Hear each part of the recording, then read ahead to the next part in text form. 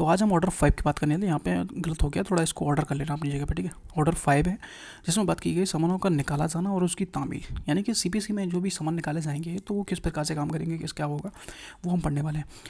Order 5 का rule 1 हमारा समन के बारे में बात करता है, समन क्या होगा, ठीक है। पूरा हम समन के बारे में ही पढ़ेंगे, ठीक है। तो हम स्टार्ट करते हैं, आप अपना डायरेक्ट लेके बैठ जाइएगा और इसको मिलाते हुए चलिएगा, ठीक है। तो चलिए शुरू करते हैं।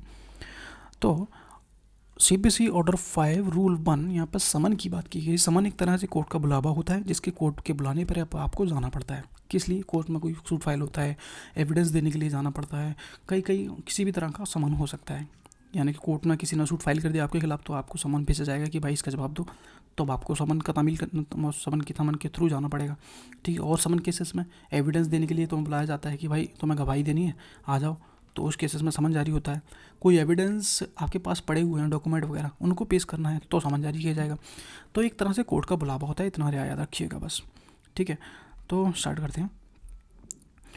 रूल 1 क्लियर कहता है कि जब कोई वाद विधि के अनुसार दर्ज हो जाता है, यानी कि जब कोई सूट लॉफुली फाइल हो जाता है, यानी कि जो तरीके से बताया गया था कि सूट इस तरीके से फाइल किए जाएंगे, उसी तरीके से आपने सूट को फाइल कर दिया है, ठीक, दर्ज हो जाता है। उसके बाद क्या होगा, तो प्रतिवादी को समन जारी किया जाएगा, यानी कि सामने वाली पार्टी को जो प्रतिवादी है उसको समन जारी किया जाएगा कि भाई अब आपको क्या करना है, ताकि वह वादी के दावे का उत्तर दे सके। जो वादी ने उसके अगेंस्ट में सूट फाइल किया उसका जवाब कौन देगा, इसलिए आपको बुलाया जा रहा है भाई, ठीक है। उसका उत्तर जवाब दे।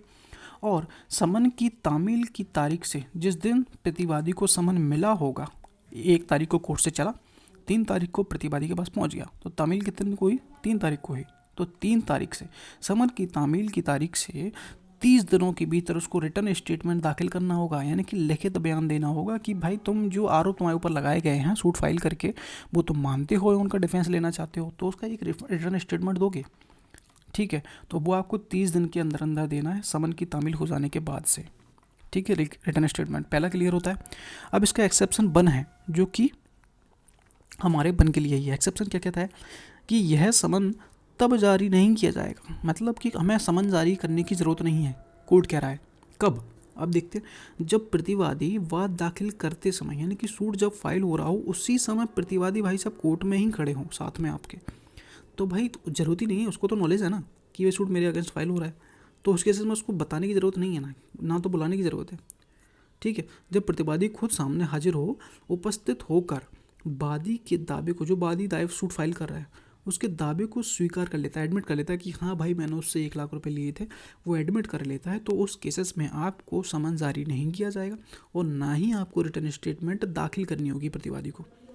इसका एग्जाम्पल मैंने डाल दिया है तो दिक्कत नहीं होगी कि यदि वादी 1 लाख की मांग करता है अपने सूट फाइल करके और प्रतिवादी शुरू में ही इसे स्वीकार कर लेता है, यानी कि कोर्ट में वो खड़ा था, उसने एक्सेप्ट कर लिया कि हाँ भाई मेरे को तेरे को 1 लाख रुपए देने मैं दे दूंगा, तो समन जारी नहीं किया जाएगा। ना ही लिखित बयान रिटर्न स्टेटमेंट दाखिल करने की ज़रूरत होगी प्रतिवादी की साइड से, कोर्ट कहता है, ठीक है। अब एक्सेप्शन 2 कहता है कि यदि प्रतिवादी 30 दिनों के भीतर रिटर्न स्टेटमेंट दाखिल नहीं करता है, यहाँ पर 30 दिनों की बात की गई थी ना कि आपको रिटर्न स्टेटमेंट 30 दिन के अंदर अंदर दाखिल करना होगा, नहीं कर पाता बाई चांस, तो न्यायालय लिखित रूप में कारण दर्ज करते हुए 90 दिनों की अधिकतम अवधि दे सकता है आपको। यानी कि तुम बाई चांस नहीं दे पाते हो 90 दिनों के अंदर अंदर रिटर्न स्टेटमेंट, तो कोर्ट से आपको 90 दिन तक मिल सकते हैं मैक्सिमम, लेकिन 90 दिनों से अधिक नहीं मिला जाएगा। अब क्या होगा, 90 दिन के बाद, 90 दिन हो चुके, अदालत न्यायालय ऑर्डर 8 और रूल 10 के तहत एक्स पार्टी निर्णय पारित कर सकती है। तुम नहीं आओगे तब भी वो वादी के फेवर में सूट को डिक्लेयर कर सकती है बिना तुम्हें सुने। अगर तुम 90 दिनों के भीतर भी सूट का रिटर्न स्टेटमेंट लिखित बयान दाखिल नहीं करते हो, उस केसेस में एक्स पार्टी कर दिया जाएगा। ऑर्डर 8 रूल 10, इसको क्लियर कर लेना, ठीक है। आगे पीछे हो सकता है, मैंने क्रॉस चेक नहीं किया इसको। 2 कहता है हमारा सब रूल कि प्रतिवादी जिसे उपनियम 1 के तहत समन जारी किया गया है निम्नलिखित तरीके से हाजिर हो सकता है। जिसको समन दिया गया है ऑर्डर 5 के रूल 1 के सब रूल 1 में जिसको समन दिए गए हैं, वो व्यक्ति 3 तरीके से खुद हाजिर हो सकता है। देखो, एक यहाँ तो खुद हाजिर हो जाए वो। 2 कहता है कि ऐसे वकील के माध्यम से जिसको वाद से सभी बात के जुड़े सभी प्रश्नों का उत्तर देने के लिए सक्षम हो, यानी कि वो दे सकता हो सभी प्रश्न ये उससे पूछे जाते हैं तो वकील आपकी जगह हाजिर हो सकता है। थर्ड कहता है कि वकील के साथ साथ ऐसे व्यक्ति को भी कोर्ट में हाजिर किया जा सकता है जो सभी प्रश्नों का उत्तर देने के लिए सक्षम होता है। यानी कि 3 लोग जा सकते हैं समन के आने पर। समन एक में मिला है, उसके थ्रू व्यक्तिगत खुद जिसको बुलाया गया था, जिसके अगेंस्ट सूट था, वो खुद आ जा सकता है, अपने वकील को भेज सकता है, अपने वकील के साथ में किसी और व्यक्ति को भी भेज सकता है या खुद जा सकता है। ठीक है, तो सब रूल 2 क्लियर होता है। सब रूल 3 कहता है कि हर समन, जितने भी कोर्ट समन भेजेगा, सीपीसी पढ़ रहा हूँ तो सीपीसी की बात करेंगे, जितने भी समन भेजे जाएंगे तो उसमें जो जज होगा, उसके जज और जज के द्वारा, अगर यदि जज नहीं है तो जिसको पावर दी गई है कि जितने भी समन जारी किए जाएंगे उस पर तुम्हारे साइन होंगे, तो वो व्यक्ति या फिर न्यायाधीश, दोनों इनके हो सकते हैं या फिर इनके हो सकते हैं, कि साइन होंगे और न्यायालय की सील लगी होगी सभी समनों पे, इतना याद रखिएगा। तो हमारा रूल 1 यहाँ पे क्लियर होता है कि सबसे पहले जितने भी सूट फाइल किया जाएगा, दर्ज हो जाने के बाद से प्रतिवादी को समन जारी किया जाएगा कि भाई उत्तर दो जो आपके अगेंस्ट वाद फाइल किया गया है। वाद फाइल समन की तामील हो जाने के 30 दिन के भीतर आपको रिटर्न स्टेटमेंट दाखिल करना होगा। अब एक्सेप्शन कहता है कि तुम कोर्ट में हाजिर हो, तुम केस को एडमिट कर लेते हो, तो उस केसेस में आपको समन भेजने की ज़रूरत नहीं होगी, ना ही आपको रिटर्न स्टेटमेंट दाखिल करने की ज़रूरत होगी। सेकंड एक्सेप्शन हमारा कहता है कि 30 दिनों के भीतर अगर आप बयान रिटर्न स्टेटमेंट दाखिल नहीं कर पाते हो तो आपको 90 दिनों के भीतर दाखिल करना होगा। 90 दिन आपको दिए जाएंगे, लेकिन 90 दिन के भीतर भी अगर नहीं कर पाते तो एक्स पार्टी ऑर्डर कर दिया जाएगा, कर दिया जा सकता है। ठीक है, कंपलसरी नहीं है। सेकंड है कि किन तरीके से तुम हाजिर हो सकते हो। व्यक्तिगत हाजिर हो सकते हो, तुम अपने वकील के साथ हाजिर हो सकते हो, वकील तुम्हारा हाजिर हो सकता है, या फिर वकील के साथ तुम हाजिर हो सकते हो। थर्ड कैसा है कि जितने भी समन निकाले जाएंगे उन पर जज और जज या फिर जो ऑथोराइज पर्सन होगा उसके द्वारा साइन किया जाएगा और न्यायालय की मुद्रा लगाई जाएगी। तो ऑर्डर 1 यहाँ पे ऑर्डर 5 का रूल 1 समन ये क्लियर होता है। ठीक है, और इसका ऑर्डर 2 भी है, वो भी क्लियर कर लेते हैं छोटा सा। ऑर्डर 5 का रूल 2 है, समन से उपाबद्ध वादपत्र की प्रति, यानी कि प्रत्येक समन के साथ वादपत्र की एक कॉपी भी जाएगी। यानी कि समन तुम बुलावा भेजोगे, यदि वो कैसा है, सूट का समन है, सूट के लिए बुला रहे हैं आपको जवाब देने के लिए, तो वहाँ पे वादपत्र की एक कॉपी भी ऐसे समन के साथ में भेज दी जाएगी। एक तो हो गया रिटर्न वो क्या बोलते हैं समन हो गया, और दूसरा हो गया जो आपने जो सूट फाइल किया है, आपने क्या आरोप लगाए सामने वाले, तभी तो वो उत्तर दे पाएगा। तो इसलिए वादपत्र की कॉपी भी साथ में देनी पड़ेगी समन के साथ में। तो यहाँ पर रूल 2 भी क्लियर होता है। वीडियो पसंद आता है वीडियो को लाइक करना, चैनल को सब्सक्राइब करना। 5 का रूल 3 समझने वाले हैं, जिसमें बात की गई है कि न्यायालय प्रतिवादी या वादी को स्वयं उपसंजात होने के लिए आदेश दे सकता है। यहाँ पे क्लियर लिखा है कि वादी को जब समन दिया जाएगा तो वहाँ पे समन में ये क्लियर लिखा जाएगा कि वादी या फिर प्रतिवादी को स्वयं हाजिर होने के लिए आदेश दे सकता है ऐसे समन में। ठीक, इसको समझते हैं क्या है मैटर। ठीक है, आप अपने इसको देखते हुए चलिएगा या फिर अपना बैरक लेके बैठ जाइएगा। ठीक है, तो हमारा रूल 3 कहता है कि न्यायालय प्रतिवादी या वादी को व्यक्तिगत रूप से हाजिर होने के लिए आदेश दे सकता है। ठीक है, 1 कहता है हमारा, ये हमारा बना है, ये 2 हो गया, 2 है। यदि न्यायालय को लगता है कि प्रतिवादी की व्यक्तिगत उपस्थिति जरूरी है, यानी कि डिफेंडेंट की व्यक्तिगत हाजिरी, यानी कि खुद उसको प्रेजेंट होना जरूरी है, तो समन में उसे आदेश दिया जाएगा कि वह निर्दिष्ट तिथि पर, यानी कि कोई स्पेसिफाइड डेट पर व्यक्तिगत रूप से हाजिर हो, यानी कि पर्सनली खुद आके हाजिर होना पड़ेगा कोर्ट में। वो एक समन में ही ऑर्डर कर सकता है यदि कुछ जजमेंट न्यायालय चाहे तो। सेकंड सब रूल कहता है कि यदि न्यायालय को लगता है कि वादी की व्यक्तिगत हाजिरी आवश्यक है, कि वादी को पर्सनली आना होगा, तो न्यायालय उसी दिन वादी को भी व्यक्तिगत रूप से हाजिर होने का आदेश दे सकता है। जिस दिन सूट फाइल किया जाएगा उसी दिन वादी को भी पर्सनली आने के लिए कह सकता है न्यायालय। एग्जाम्पल बहुत इजी, कुछ है नहीं इसमें।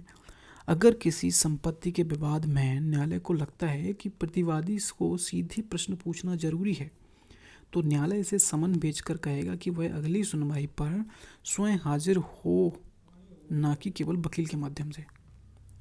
रूल 3 में बस यही है कि न्यायालय किसी प्रतिवादी को या डिफेंडेंट को या फिर प्लेंटिफ को व्यक्तिगत रूप से यानी पर्सनली हाजिर होने के लिए ऑर्डर कर सकता है। क्लियर रूल 1 में, सब रूल 1 और सब रूल 2 में। सब रूल 1 में प्रतिवादी को कहा गया है कि पर्सनली हाजिर होना होगा, और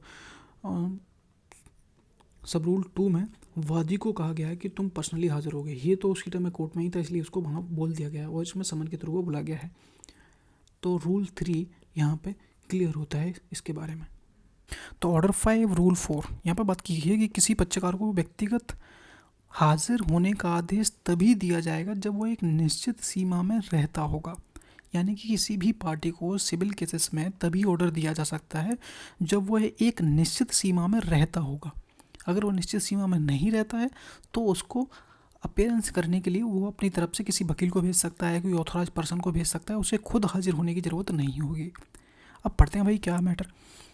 पहला कहता है ऑप्शन कि यदि कोई पक्षकार में कौन शामिल है, वादी और प्रतिवादी, उस न्यायालय की क्षेत्रीय सीमा के भीतर रहता हो जहां न्यायालय का साधारण मूल अधिकार क्षेत्र है, यानी कि ओरिजिनल जुरिडिक्शन जो कोर्ट की है उसकी सीमाओं के भीतर वो रहता है, तो उसको हाजिर होने का आदेश दिया जा सकता है। यहाँ पे क्लियर कह रहा है कि जब वादी या फिर प्रतिवादी न्यायालय की क्षेत्रीय सीमा के भीतर रहते हों, यहाँ पे कोर्ट है, यहाँ पे वो कोई पार्टी बनी रहती होगी, वो जो उसी कोर्ट के अंदर में आता है दोनों, और उसी में ये लोग रहते भी हैं, तो वहाँ पे तुम्हें पर्सनली हाजिर होने का कोर्ट ऑर्डर दे देगा सीपीसी में।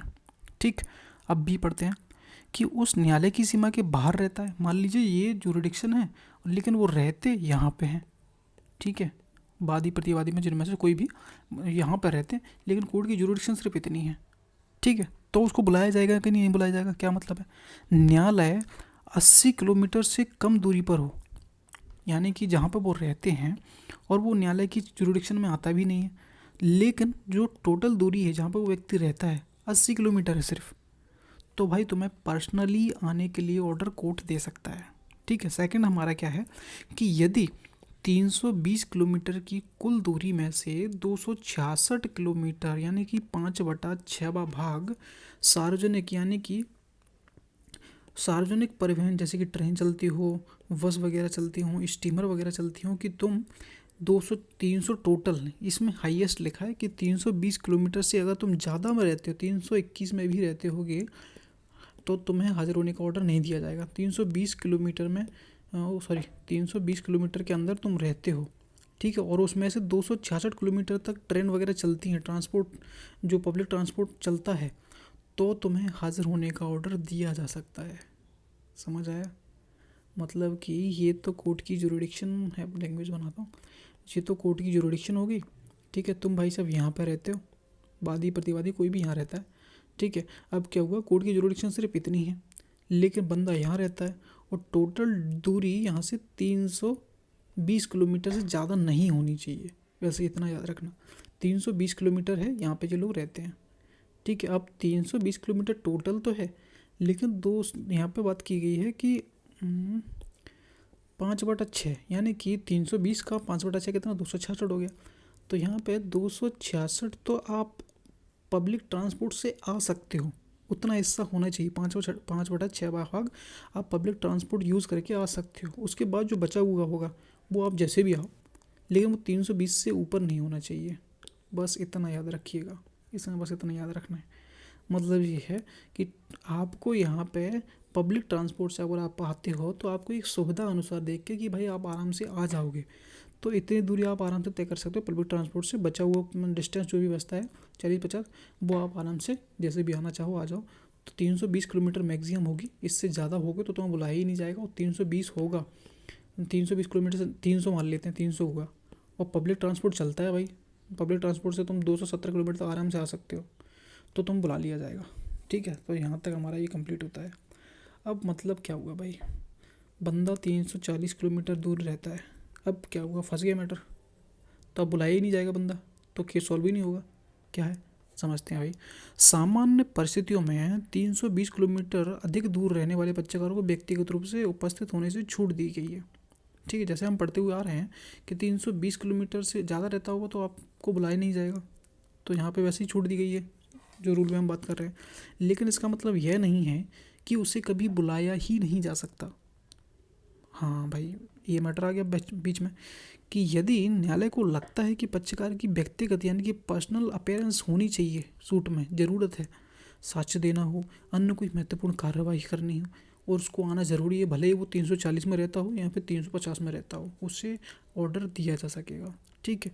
न्यायालय विशेष परिस्थितियों के तहत पक्षकार को उपस्थित होने का आदेश दे सकता है, कोई अन्य परिस्थिति आ जाती है कि आपको हाजिर होना ही है, चाहे आप 500 किलोमीटर रहते हो तो आपको आना पड़ेगा, फिर कोर्ट ऑर्डर दे सकता है। बिल्कुल मना नहीं किया एक तरह से। और यहाँ पे एक तरह से आप रिलीफ ले सकते हो कि अगर तुम रहते हो तो एक कोर्ट में एक कंसीडर किया जाएगा कि भाई मैं 340 किलोमीटर दूर रहता हूँ, मैं नहीं आ पाऊँगा, लेकिन मैं अपना वकील भेज रहा हूँ, तो कोर्ट कहेगा कोई बात नहीं, ठीक है। और 300 किलोमीटर में आप रहते हो और आपको कोर्ट बुलाया जाता है तो भाई आप चले जाना इतना याद रखो भाई, कोई मतलब का है नहीं टॉपिक, ठीक है। फालतू की चीज़ें लिखी हुई हैं, पुराना एक्ट है। तो समझ गया भाई मैटर क्या है। एग्जाम्पल यही है, अगर पक्षकार दिल्ली हाई कोर्ट की मूल जुडिक्शन में रहता है तो उसे व्यक्तिगत रूप से हाजिर होने का आदेश दिया जा सकता है, ठीक है। कोर्ट की जुडिक्शन में रहोगे तो तुम्हें बुलाया ही जा सकता है, लेकिन अगर तुम 300 किलोमीटर दूर रहते हो तो उसे आदेश नहीं दिया जाएगा। बस इतना याद रखना।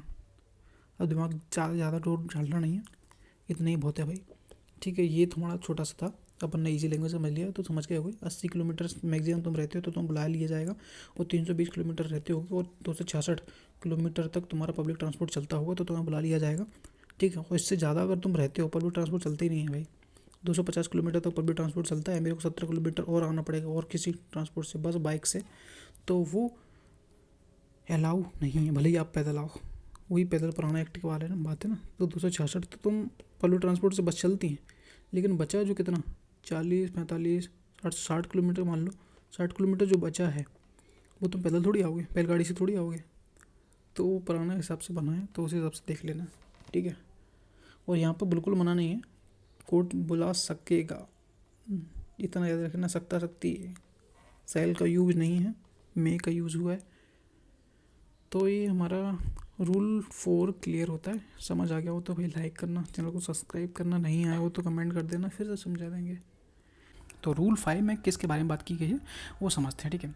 तो चलिए शुरू करते हैं कि समन या तो विवाद स्थिरीकरण के लिए यानी कि इशू फ्रेमिंग के लिए, या फिर समन अंतिम निपटारे के लिए होगा।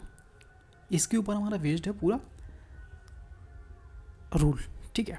तो चलिए बात करते हैं CPC ऑर्डर 5 रूल 5।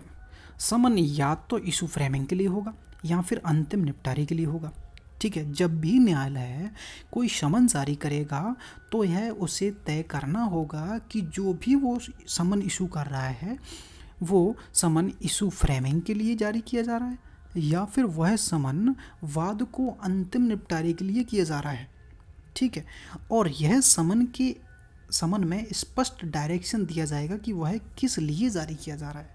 यानी कि सिविल केसेस में है, जब भी कोई समन जारी किया जाएगा तो उस केसेस में कोर्ट को यह स्पेसिफाई करना होगा कि जो समन वह कर रहा है वह इशू फ्रेमिंग के लिए है, और या फिर यह वाद को अंतिम तरह से डिस्पोजल करने के लिए जारी किया जा रहा है, यानी कि ख़त्म करने के लिए आपके सूट को। तो ये आपको डायरेक्शन दिया जाएगा समन में, ठीक। अब इसका एक्सेप्शन हमारा क्या कहता है कि यदि वाद छोटे न्यायालय में चल रहा है तो समन हमेशा वाद के अंतिम निपटारे के लिए ही जारी किया जाएगा।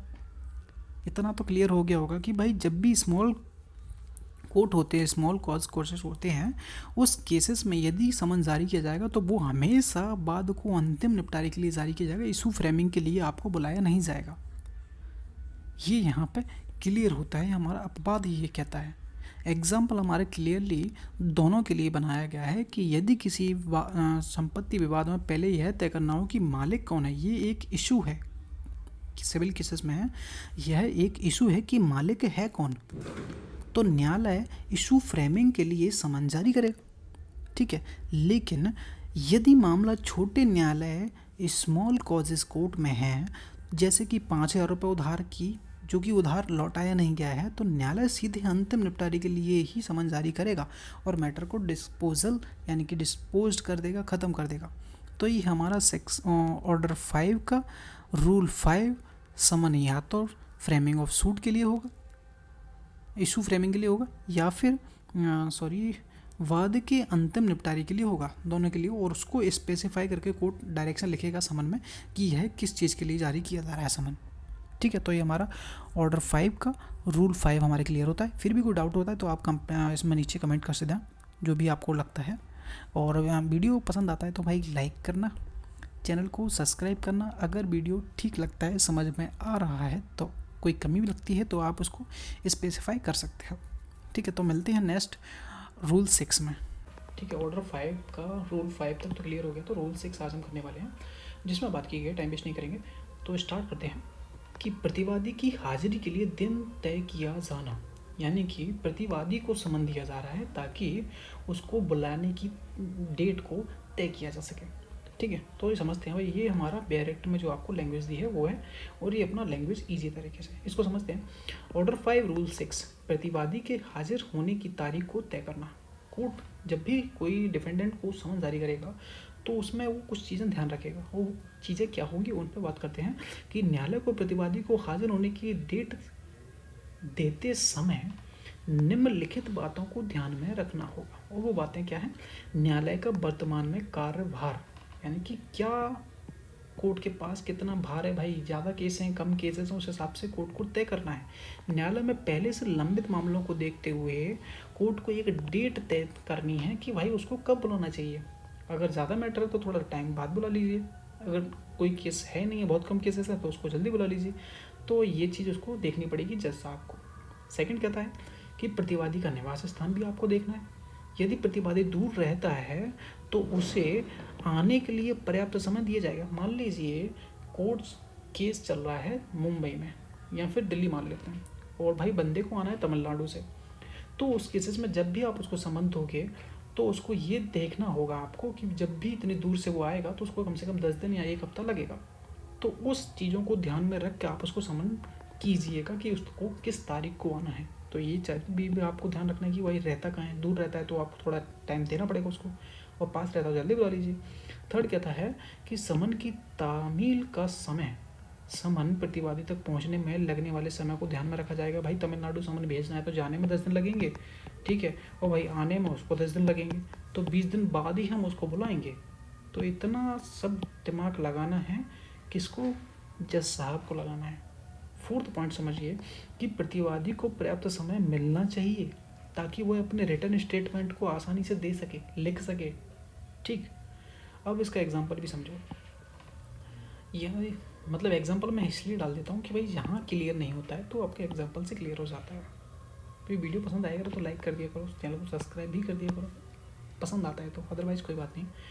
अब एग्जांपल हमारा कहता है कि यदि प्रतिवादी न्यायालय के पास में ही रहता है तो समन जल्दी पहुंच सकता है, और 10-15 दिन के भीतर उसकी हाजिरी की डेट आपको तय आप कर सकते हो कि आपको इस तारीख को आना है। ठीक है, यदि प्रतिवादी अन्य राज्य में रहता है, तमिलनाडु रहता है, दिल्ली में आप उसको बुला रहे हो, तो न्यायालय समन पहुंचाने के लिए 1-2 महीने का समय भी दे सकता है उसको, कि समन पहुंचने में टाइम लगेगा, आने में टाइम लगेगा। तो ये सब कोर्ट के ऊपर है कि वो कब उसको बुलाना चाहता है, कितना टाइम देना चाहता है, ये सब कोर्ट को तय करना पड़ेगा सामने वाले की सहूलियत को देखकर, कि वो आसानी से उसके पास पहुंच जाए समन, वो वहाँ से वापस आसानी से आ जाए, और उसको अपना रिटर्न स्टेटमेंट बाकी सब कागजी कार्रवाई करने का शाम उसको पूरा समय मिल सके। तो ये कोर्ट को डिसाइड करना है। सीपीसी का ऑर्डर 5 का रूल 6 आपको क्लियरली कहता है कि कोर्ट प्रतिवादी को जब भी समन जारी करेगा तो उसमें समन किस तारीख को बुलाने की बात की रही है कि कोर्ट में समन तो जारी कर दिया, अब उसमें बोल रहा है कि आपको 25 तारीख को आना है, आज है 1 तारीख, तो आपको 25 तारीख जो डिसाइड आपने की है बुलाने के लिए, तो आपको सभी बातों को ध्यान में रखना है कि कोर्ट में काम भाई ज़्यादा है, उस दिन आप सुन पाओगे नहीं सुन पाओगे, ये आपको डिसाइड करना है। प्रतिवादी दूर रहता है तो भाई जाने में टाइम लगेगा, समन को आने में टाइम लगेगा, और वो अपना काम ठीक से कर पाएगा या नहीं कर पाएगा, तो ये भी आपको डिसाइड करना है। समन पहुंचने में कितना टाइम लगेगा ये आपको डिसाइड करना है। वो आसानी से ये सारा काम कर सके वो भी आपको डिसाइड करना है। तो ये सभी काम कोर्ट को डिसाइड करने होंगे समन देते समय। ठीक है, अब इसमें कुछ था नहीं, बस इतना ही था। तो वीडियो पसंद आती है, वीडियो लाइक करना है भाई, चैनल को सब्सक्राइब करना। मिलते हैं नेक्स्ट वीडियो में। कोई डाउट होता तो आप कमेंट करके पूछ सकते हो। Thank you. रूल 7 आज हम समझने वाले हैं कि ये क्या कहने की कोशिश कर रहा है। समझते हैं कि समन प्रतिवादी को यह आदेश देगा कि वह दस्तावेज पेश करे जिन पर उसका वाद निर्भर करता है। यानी कि कोर्ट समन जारी कर रहा है डिफेंडेंट को, किस चीज़ के लिए? कि वह उन दस्तावेजों को कोर्ट में पेश करे जिस पे आपका वाद डिपेंड करता है, जिस पे आप डिफेंस लोगे, वो चीज़ें कोर्ट में पेश करिए। ठीक, समझते हैं। ऑर्डर 5 रूल 7 प्रतिवादी को अपने पक्ष में दस्तावेज प्रस्तुत करने का आदेश। समन में प्रतिवादी को यह आदेश दिया जाएगा कि वह भी सभी डॉक्यूमेंट को कोर्ट में प्रस्तुत करे, हाजिर करे, जो उसके पास या फिर उसके अधिकार में हो और जिन पर उसके बचाव यानी कि डिफेंस वो जिसके ऊपर लेना चाहता है, जिन डॉक्यूमेंट के ऊपर वो डिफेंस लेगा अपने केसेस का, उस डॉक्यूमेंट को कोर्ट में पेश करे।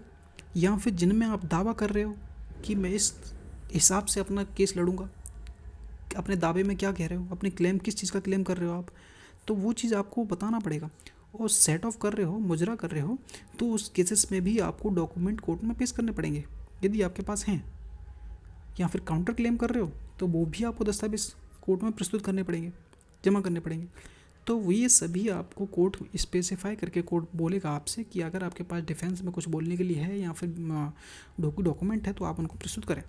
सेकंड है कि यदि किसी अन्य डॉक्यूमेंट पर निर्भर करता है आपका डिफेंस, चाहे वो डॉक्यूमेंट आपके पास ना हो, तो उस केसेस में आपको क्या करना है, तो ऐसे केसेस में आपको दस्तावेजों की सूची कोर्ट में जारी करनी पड़ेगी, जमा करनी पड़ेगी कि मैं अपना डिफेंस कोई क्लेम कर रहे हो तो कोई डॉक्यूमेंट है मेरे पास नहीं है लेकिन वो यहाँ पे मिलेगा, मेरे पास ये है, मेरे पास सेट ऑफ का क्लेम है, तो वो मैं सेट ऑफ का क्लेम कैसे किस प्रकार से है तो वो भी आपको स्पेसिफाई करना पड़ेगा। काउंटर क्लेम कर रहे हो तो काउंटर क्लेम कैसे करोगे, डॉक्यूमेंट वगैरह कहाँ है, तो उनकी सूची एक लिख के दोगे कि मैंने सामने वाले को पैसे दे दिए तो उसकी रसीद मेरे पास है, वो मेरे पास नहीं है लेकिन उसके पास मैंने एक रसीद दी थी, वो रसीद कहाँ मिलेगी वो बात का मैटर हो गया, लेकिन एक रसीद है मेरे पास एक गवाह है, तो ये सभी सूची आपको कोर्ट में जमा करनी पड़ेगी। एग्जाम्पल समझो, क्लियर हो जाएगा।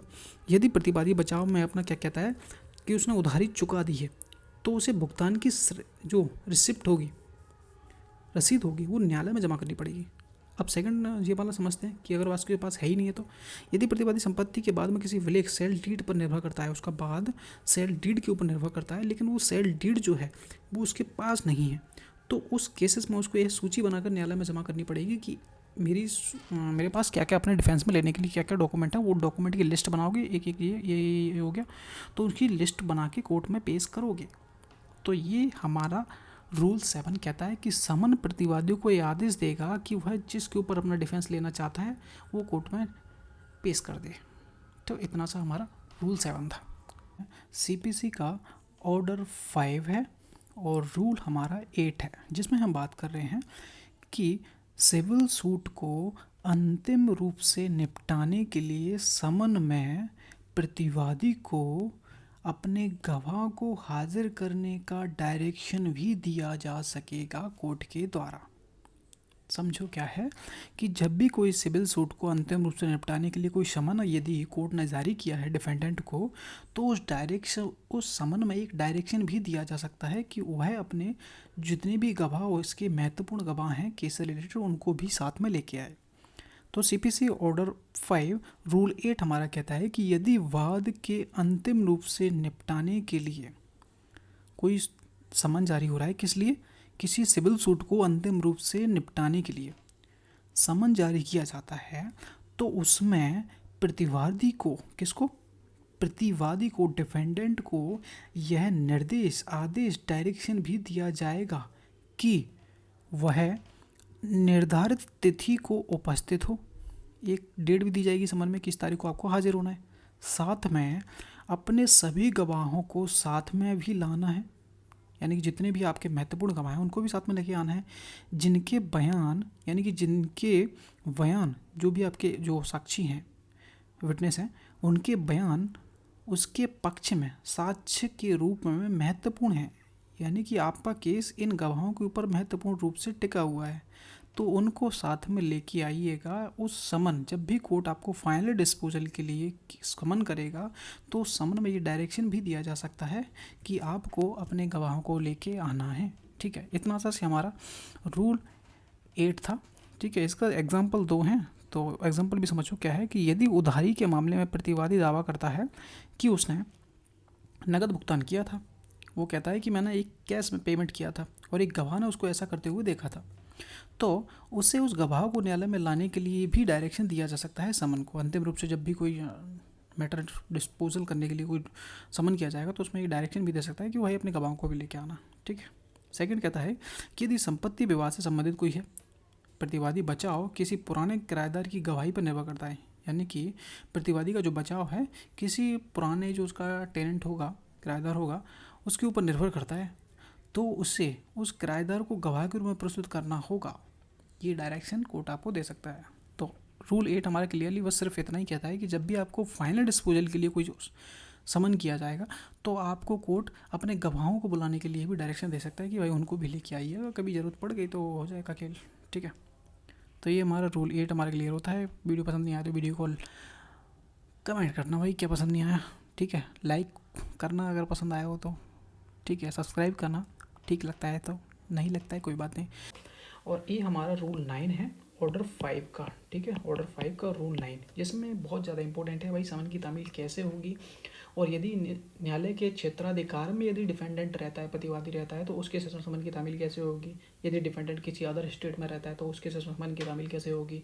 और मान लीजिए कि समन की तामील आप कर तो रहे हो, लेकिन भाई वो किस तरीके से की जाएगी समन की तामील। कोई बंदा लेके जाता है, कोई पुलिस वाला लेके जाता है, और अगर सामने वाले बंदे ने समन लेने से मना कर दिया तो उसके केस में क्या होता है। और कोरियर सर्विस की बात है, अगर कोरियर से भेज सकते हैं तो वो कोरियर सर्विस कौन सी होगी, तो वो सभी इस रूल 9 में आपको मिल जाएगा कि क्या क्या होगा भाई इसमें। तो वही समझ स्टार्ट करते हैं। तो ये तो हमारा पूरा रूल हो गया जो आप बेयर एक्ट में देखोगे। ठीक है, अपन इसको सिंपल लैंग्वेज में देखते हैं भाई। ठीक है, ऑर्डर 5 और रूल 9 जिसमें बात की गई न्यायालय द्वारा समन की डिलीवरी, यानी कि समन की डिलीवरी कैसे की जाएगी सिविल केसेस में। तो सब रूल 1 देखते हैं कि न्यायालय के क्षेत्राधिकार में रहने वाले प्रतिवादी, भाई ये तो कोर्ट की जुरिडिक्शन में ही रहता है, यानी कि ये क्षेत्रों के दिल्ली का और यहाँ पे कोर्ट है और यहीं कहीं वो बंदा रहता है, तो यानी कि कोर्ट की जुरिडिक्शन में रहता है। तो उसके साथ तामील कैसे होगी। यदि प्रतिवादी उसी न्यायालय के क्षेत्र में रहता है या उसका कोई प्राधिकृत एजेंट रहता है, या तो बंदा खुद रहता है या फिर वो उस केस के लिए उसने एक एजेंट बनाया हुआ था कि इस केस से रिलेटेड जितने भी समन वगैरह आएंगे तो आप देखोगे, और उसका एजेंट ही उसी जगह पर रहता है, या तो प्रतिवादी रहता हो या फिर उसका एजेंट रहता हो। ठीक है, जो समन स्वीकार कर सकता है, उसने ऑथराइज करके रखा हो जिसका केस चल रहा है, तो समन निम्न तरीके से भेजा जाएगा। तरीके कौन कौन से है भाई। न्यायालय के अधिकारी के द्वारा, यानी कि समन भेजा जाएगा तो न्यायालय का कोई अधिकारी होगा वो समन लेके जाएगा, या फिर अधीनस्थ कर्मचारी कोई और होगा वो लेके जा सकता है। और न्यायालय द्वारा अनुमोदित कोरियर सेवा, यानी कि अप्रूव्ड सर्विस जो होगी, जो न्यायालय ने अप्रूव्ड की होंगी कि सिर्फ यही जो डिलीवरी पार्टनर है, जो कुरियर सर्विस है, यही लेके जाएंगे आपके ऐसे समन, तो उनके द्वारा किया जाएगा। ठीक है, उनके माध्यम से समन की तामील की जाएगी। सेकंड समझो क्या है कि यदि समन किसी अन्य न्यायालय को भेजा जाता है। अब भाई क्या हो रहा है इस केसेस में, इस केसेस में किसी अदर कोर्ट को भेजा जा रहा है।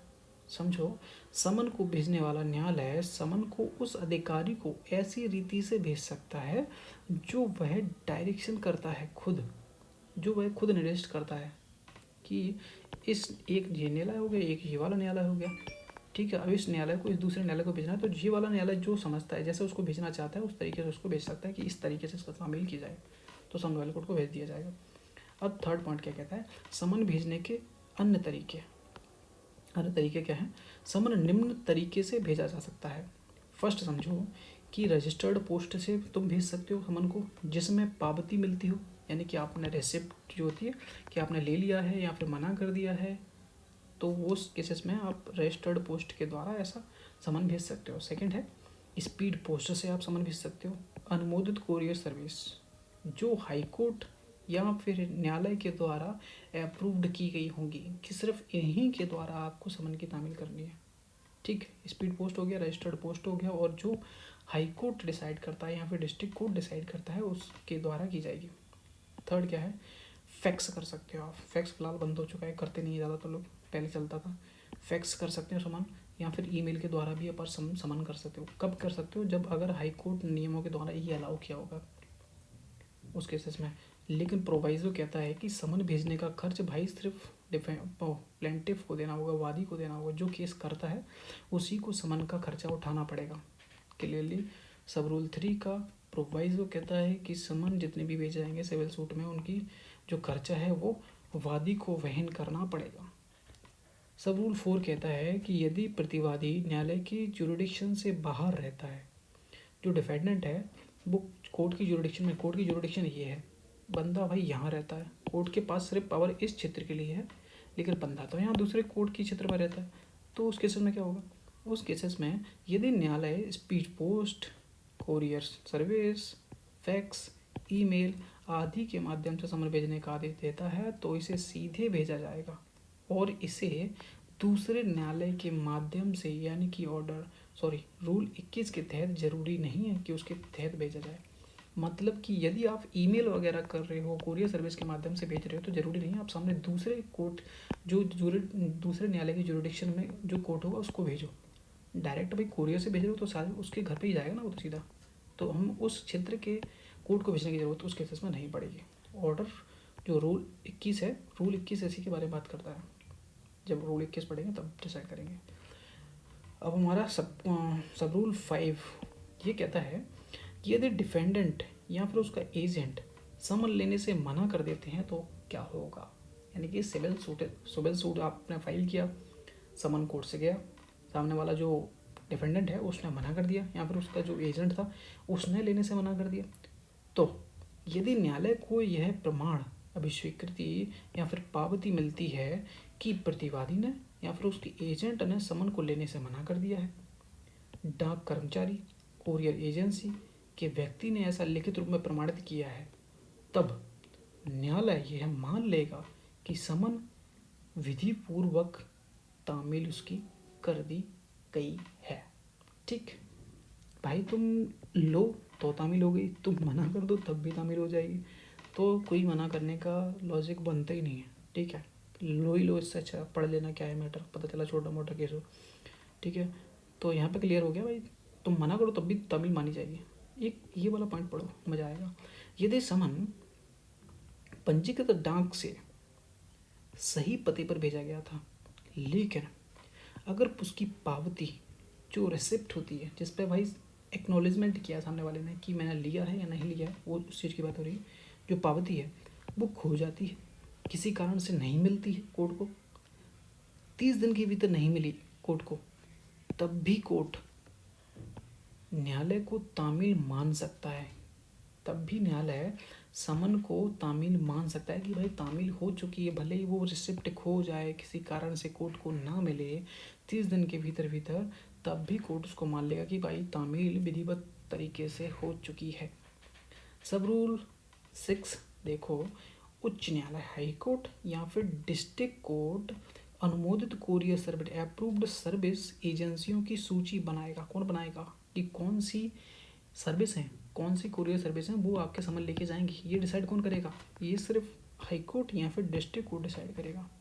ठीक है, जो हमारा बैरेक्ट में दिया है हाई कोर्ट या फिर डिस्ट्रिक्ट कोर्ट डिसाइड कर रहे हैं कि भाई कौन सी कुरियर सर्विस होगी। ठीक है, तो ये हमारा रूल 9 ऑर्डर 5 का क्लियर होता है। इसमें डाउट तो होना ही नहीं चाहिए, बहुत ईजी तरीके से मैंने बताया। इसमें देखोगे तो भाई बहुत बड़ा बड़ा लिखा है और लेकिन पल्ले भी नहीं पड़ेगा। वीडियो पसंद आए तो वीडियो को लाइक करना, चैनल को सब्सक्राइब करना। आज हम बात करने वाले हैं सीपीसी का ऑर्डर 5 है और रूल हमारा 9A यानी कि 9A। ठीक है, जिसमें बात की गई है तामील के लिए वादी को समन का दिया जाना। यानी कि नॉर्मली समन की तामील कौन करता है? न्यायालय का कोई व्यक्ति होता है, वो जारी करता है। क्रिमिनल में पुलिस वगैरह वाले समन की तामील करते हैं। सीपीसी में बात करें, यहाँ पे 9A रूल कहता है कि तामील करने के लिए वादी को समन का दिया जाना। वादी को समन क्यों दिया जा रहा है समझो। सब रूल 1 कहता है कि वादी को समन की तामील की अनुमति देना।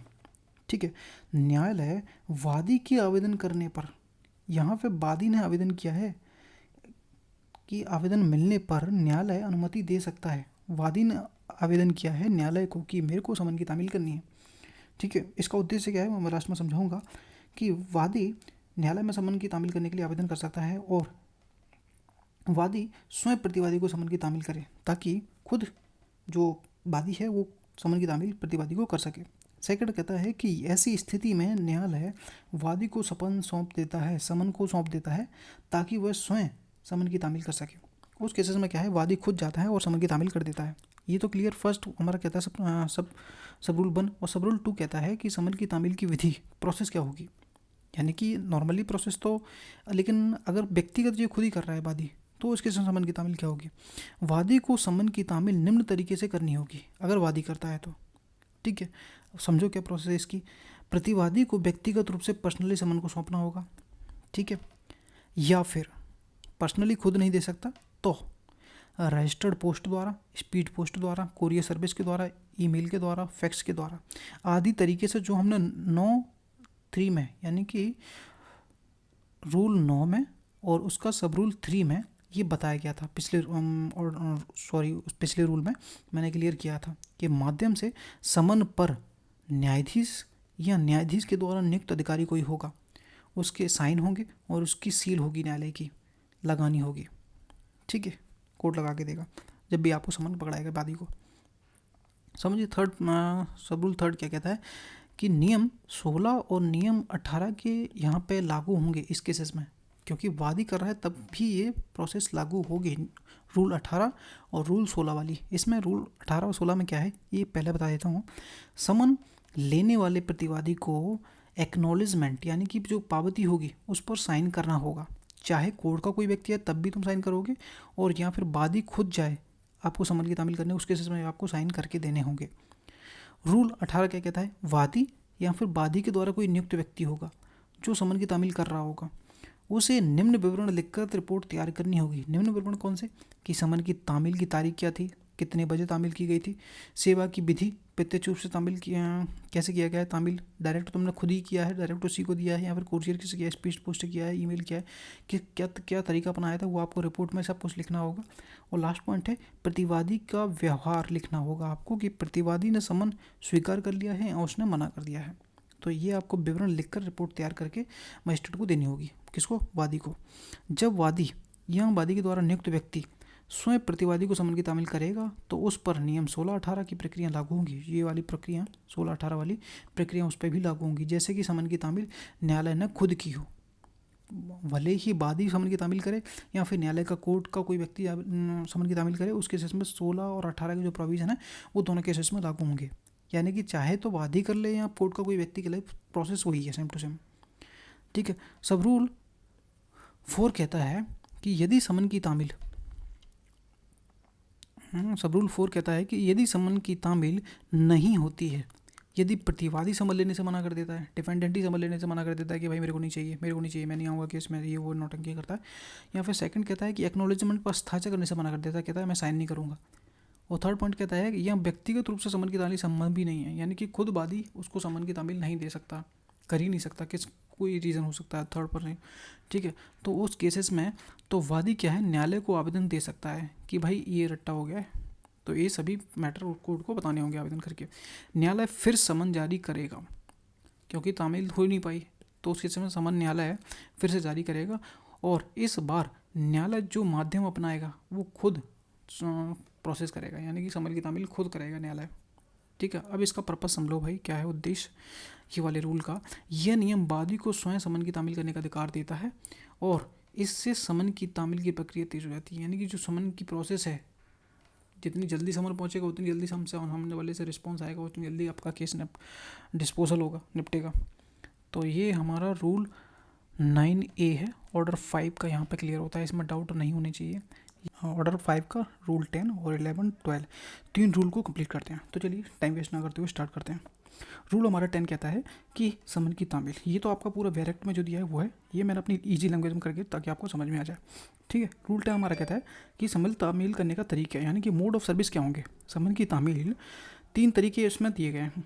ठीक है, समन की एक कॉपी प्रतिवादी को दी जाएगी। ठीक है, एक कॉपी समन की प्रतिवादी को दी जाएगी। सेकंड में क्या कह रहा है कि न्यायाधीश या फिर उसके द्वारा नियुक्त कोई अधिकारी, जरूर नहीं न्यायाधीश से समन भेजता हो, उसने कोई अपॉइंट कर दिया हो कि वही हमेशा साइन वगैरह करता हो, तो वो व्यक्ति न्यायाधीश या फिर उसके द्वारा नियुक्त व्यक्ति उस पर साइन करेगा और न्यायालय की सील लगी होगी, तो समन ऐसे प्रतिवादी को दिया जाएगा। ये तरीका होगा। ठीक है, रूल हमारा 11 कहता है कि कई प्रतिवादियों पर समन की तामील। ठीक है, सर्विस ऑफ सेवरल डिफेंडेंट, यानी कि कई प्रतिवादी हैं। अब समझो कि यदि वाद में एक से अधिक प्रतिवादी हैं, यानी कि डिफेंडेंट हैं लेकिन कई हैं, 2-3 डिफेंडेंट हैं। ठीक है, तो समन की तामील प्रत्येक प्रतिवादी पर व्यक्तिगत रूप से अलग अलग की जाएगी, यानी कि जितने भी प्रतिवादी होंगे उनको सबको अलग अलग भेजा जाएगा। ये नहीं है कि एक ही समन में तुम सबका नाम डाल के एक प्रतिवादी को भेज दिया तो बोल देना बाकी सबको तुम बता देना, तो ऐसा नहीं चलेगा। व्यक्तिगत रूप से सभी को अलग अलग, जितने भी प्रतिवादी होंगे सभी को अलग अलग जाएगा, सभी को अलग अलग एक कॉपी जाएगी। ठीक है, तो सभी प्रतिवादियों को अलग अलग समन की कॉपी जाएगी। रूल 11 हमारा कहता है। रूल 12 हमारा क्या कहता है कि जब साध्य हो, साध्य मतलब होता है संभव होना, जब संभव हो तब समन की तामील स्वयं प्रतिवादी पर की जाएगी। ठीक है, जब तक कोई नहीं है, स्पेसिफिक नहीं है आपके पास, तो तब तक समन की तामील हमेशा प्रतिवादी को ही की जाएगी। ठीक है, अन्यथा उसकी अभिकर्ता पर समन की तामील की जाएगी, यानी कि सबर on the defendant in the person. आप समझो क्या है कि जहाँ तक संभव है, जहाँ तक संभव है समन की तामील स्वयं प्रतिवादी को ही दी जाएगी। ठीक है, अब एक और समझो क्या कह रहा है कि यदि प्रतिवादी ने कोई एजेंट अपॉइंट किया हुआ है केस से रिलेटेड, तो जो समन स्वीकार करने के लिए ऑथोराइज है, तो उस केसेस में आपको जरूरी नहीं डिफेंडेंट को ही दो, तुम उसके एजेंट को भी समन की तामील कर सकते हो और वो पर्याप्त होगा, सफिशिएंट होगा।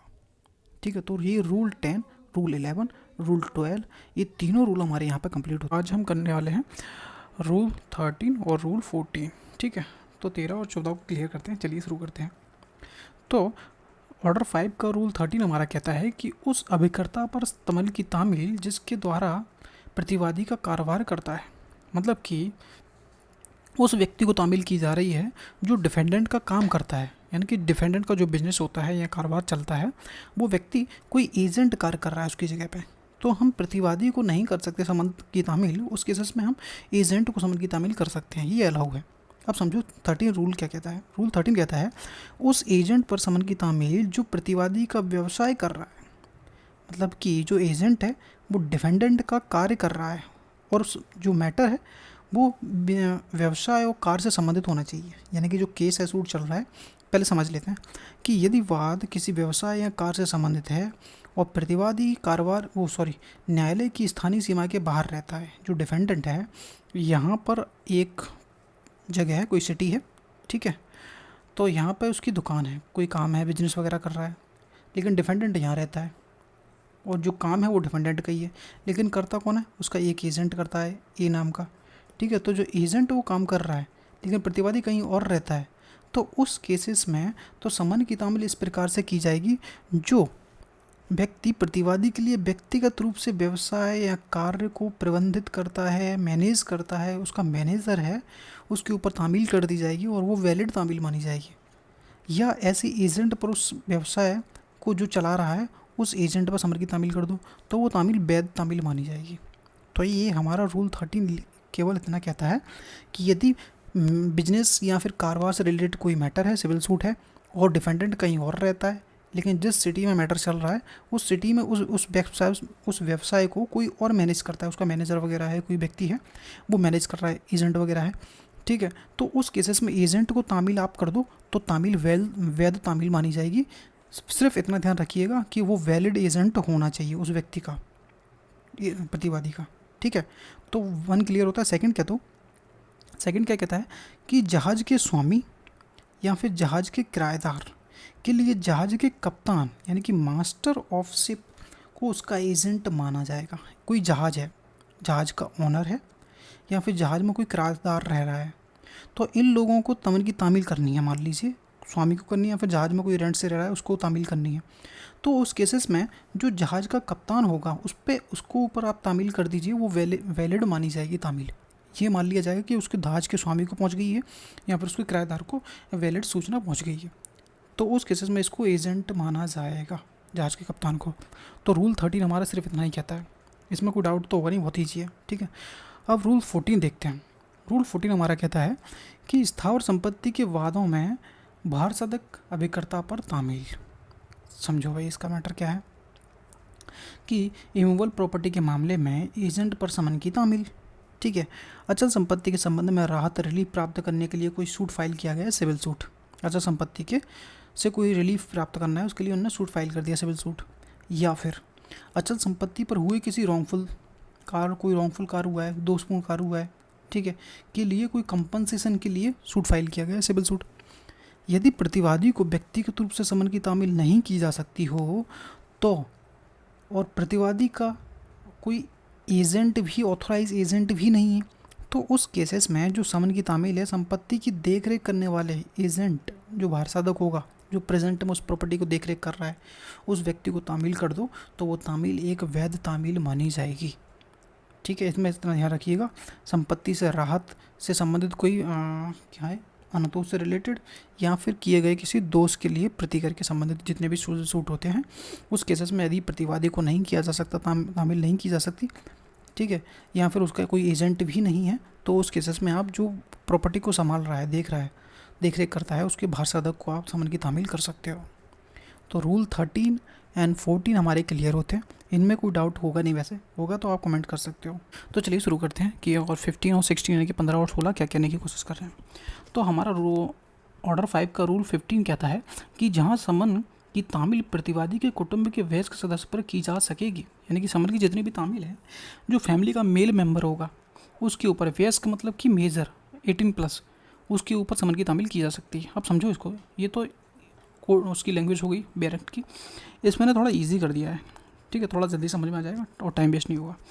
अब समझते हैं कि प्रतिवादी के परिवार के पुरुष सदस्य पर समन की तामील, यहाँ पर मेजर कर लेना, ठीक है। यदि प्रतिवादी व्यक्तिगत रूप से उपस्थित नहीं है, यानी कि पर्सनली हाजिर नहीं है और उसका कोई एजेंट भी नहीं है, और उसके केस में समन किसको दें भाई, तो समन प्रतिवादी के साथ रहने वाले किसी वयस्क यानी कि मेजर मेल हो चाहे फीमेल हो को दिया जा सकता है। यानी कि डिफेंडेंट घर पे नहीं मिला, उसका कोई एजेंट भी नहीं मिला, तो भाई वापस थोड़ी आएगा, तो फिर घर के किसी मेल मेंबर को या फिर किसी फीमेल मेंबर को, दोनों वयस्क होनी चाहिए, यानी कि 18+ होनी चाहिए दोनों लोग, उनको समन की तामील दे के वापस आ सकता है। अब एक्सप्लेनेशन इसका कहता है कि इस नियम के जो अनुसार जो नौकर है घर का, उसको परिवार का सदस्य नहीं मानेंगे, और अब नौकर को परिवार का सदस्य मान नहीं रहे हो तो उस केसेस में तामील इसको नहीं कर सकते, ठीक है। अब समझो 16 वाला रूल 16 कहता है कि वह व्यक्ति जिस पर समन की तामील की गई है अब स्वीकृति हस्ताक्षर करेगा। समझो कि जब समन देने वाला जो ऑफिसर है किसी प्रतिवादी को, डिफेंडेंट को देता है या फिर उसके एजेंट को दे देता है, परिवार के किसी सदस्य को दे देता है, दोनों में कोई नहीं मिला तो परिवार को देगा, को समन देता है, तो उसे समन प्राप्त करने वाले जो भी समन एक्सेप्ट करेगा, लेगा, डिपेंडेंट ले, एजेंट ले, परिवार का कोई सदस्य ले, तो उस व्यक्ति से अभिस्वीकृति एक्नॉलेजमेंट लेगा, मतलब कि एक कॉपी होगी।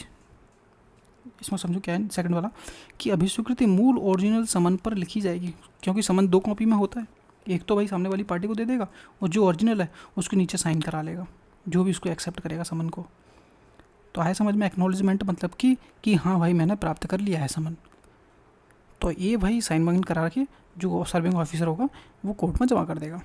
तो समन की तामील अभिस्वीकृति यानी कि एक्नॉलेजमेंट ली जाएगी जो भी उसको एक्सेप्ट करेगा। और फर्स्ट हमारा कह रहा था कि यदि दोनों में से कोई व्यक्ति, प्रतिवादी भी नहीं मिलता है और उसका एजेंट भी नहीं मिलता है, तो फैमिली के किसी मेल सदस्य को या फिर फीमेल सदस्य को दिया जा सकता है, लेकिन नौकर को नहीं दिया जाएगा, ठीक है। तो 15-16 हमारा क्लियर होता है। फिर भी डाउट होता है तो पूछ सकते हो, और वीडियो पसंद आए वीडियो को लाइक करना, चैनल को सब्सक्राइब करना। मिलते हैं नेक्स्ट वीडियो में। कोई स्पेसिफिक ऑर्डर पढ़ना चाहते हो तो कमेंट कर देना।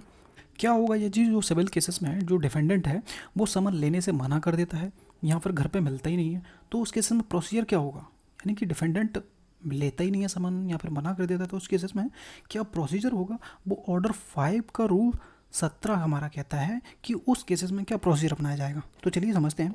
ये तो हो गया लैंग्वेज जो डायरेक्ट का है, ठीक है। मैं अपना इसका थोड़ा ईजी करके बता रहा हूँ कि जब डिफेंडेंट समन स्वीकार करने से इनकार कर देता है या फिर नहीं मिलता है, तो उस केस में जो प्रोसीजर है वो समझो क्या है। यदि समन देने वाला अधिकारी यानी कि सर्विंग ऑफिसर है, निम्नलिखित परिस्थिति मिलती हैं उसको, 3 सिचुएशन मिलती हैं। 3 कौन कौन सी हैं, जो डिफेंडेंट है या फिर उसका एजेंट है समन लेने से इनकार कर देते हैं, ठीक है, या फिर जो डिफेंडेंट है घर पे मौजूद नहीं है या जल्द लौटने की उसकी कोई संभावना भी नहीं कि जहाँ पे वो गया है तो हो सकता है ना आए, तो ऐसी कोई संभावना भी नहीं है। थर्ड हमारा कहता है कि एजेंट जो है वो अन्य व्यक्ति भी मौजूद नहीं है, एजेंट भी नहीं है और घर का कोई फैमिली मेम्बर भी उपस्थित नहीं है, तो उस केसेस में जो समन स्वीकार करने के लिए जो ऑथराइज हैं वो भी अवेलेबल नहीं है।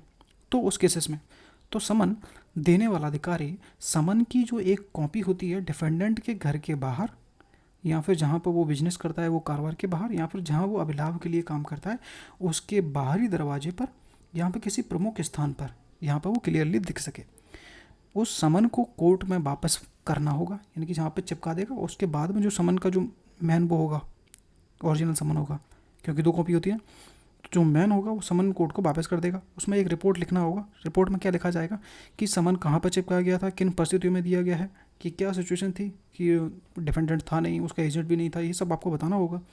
ठीक है, लास्ट है कि किस व्यक्ति ने घर की पहचान की थी।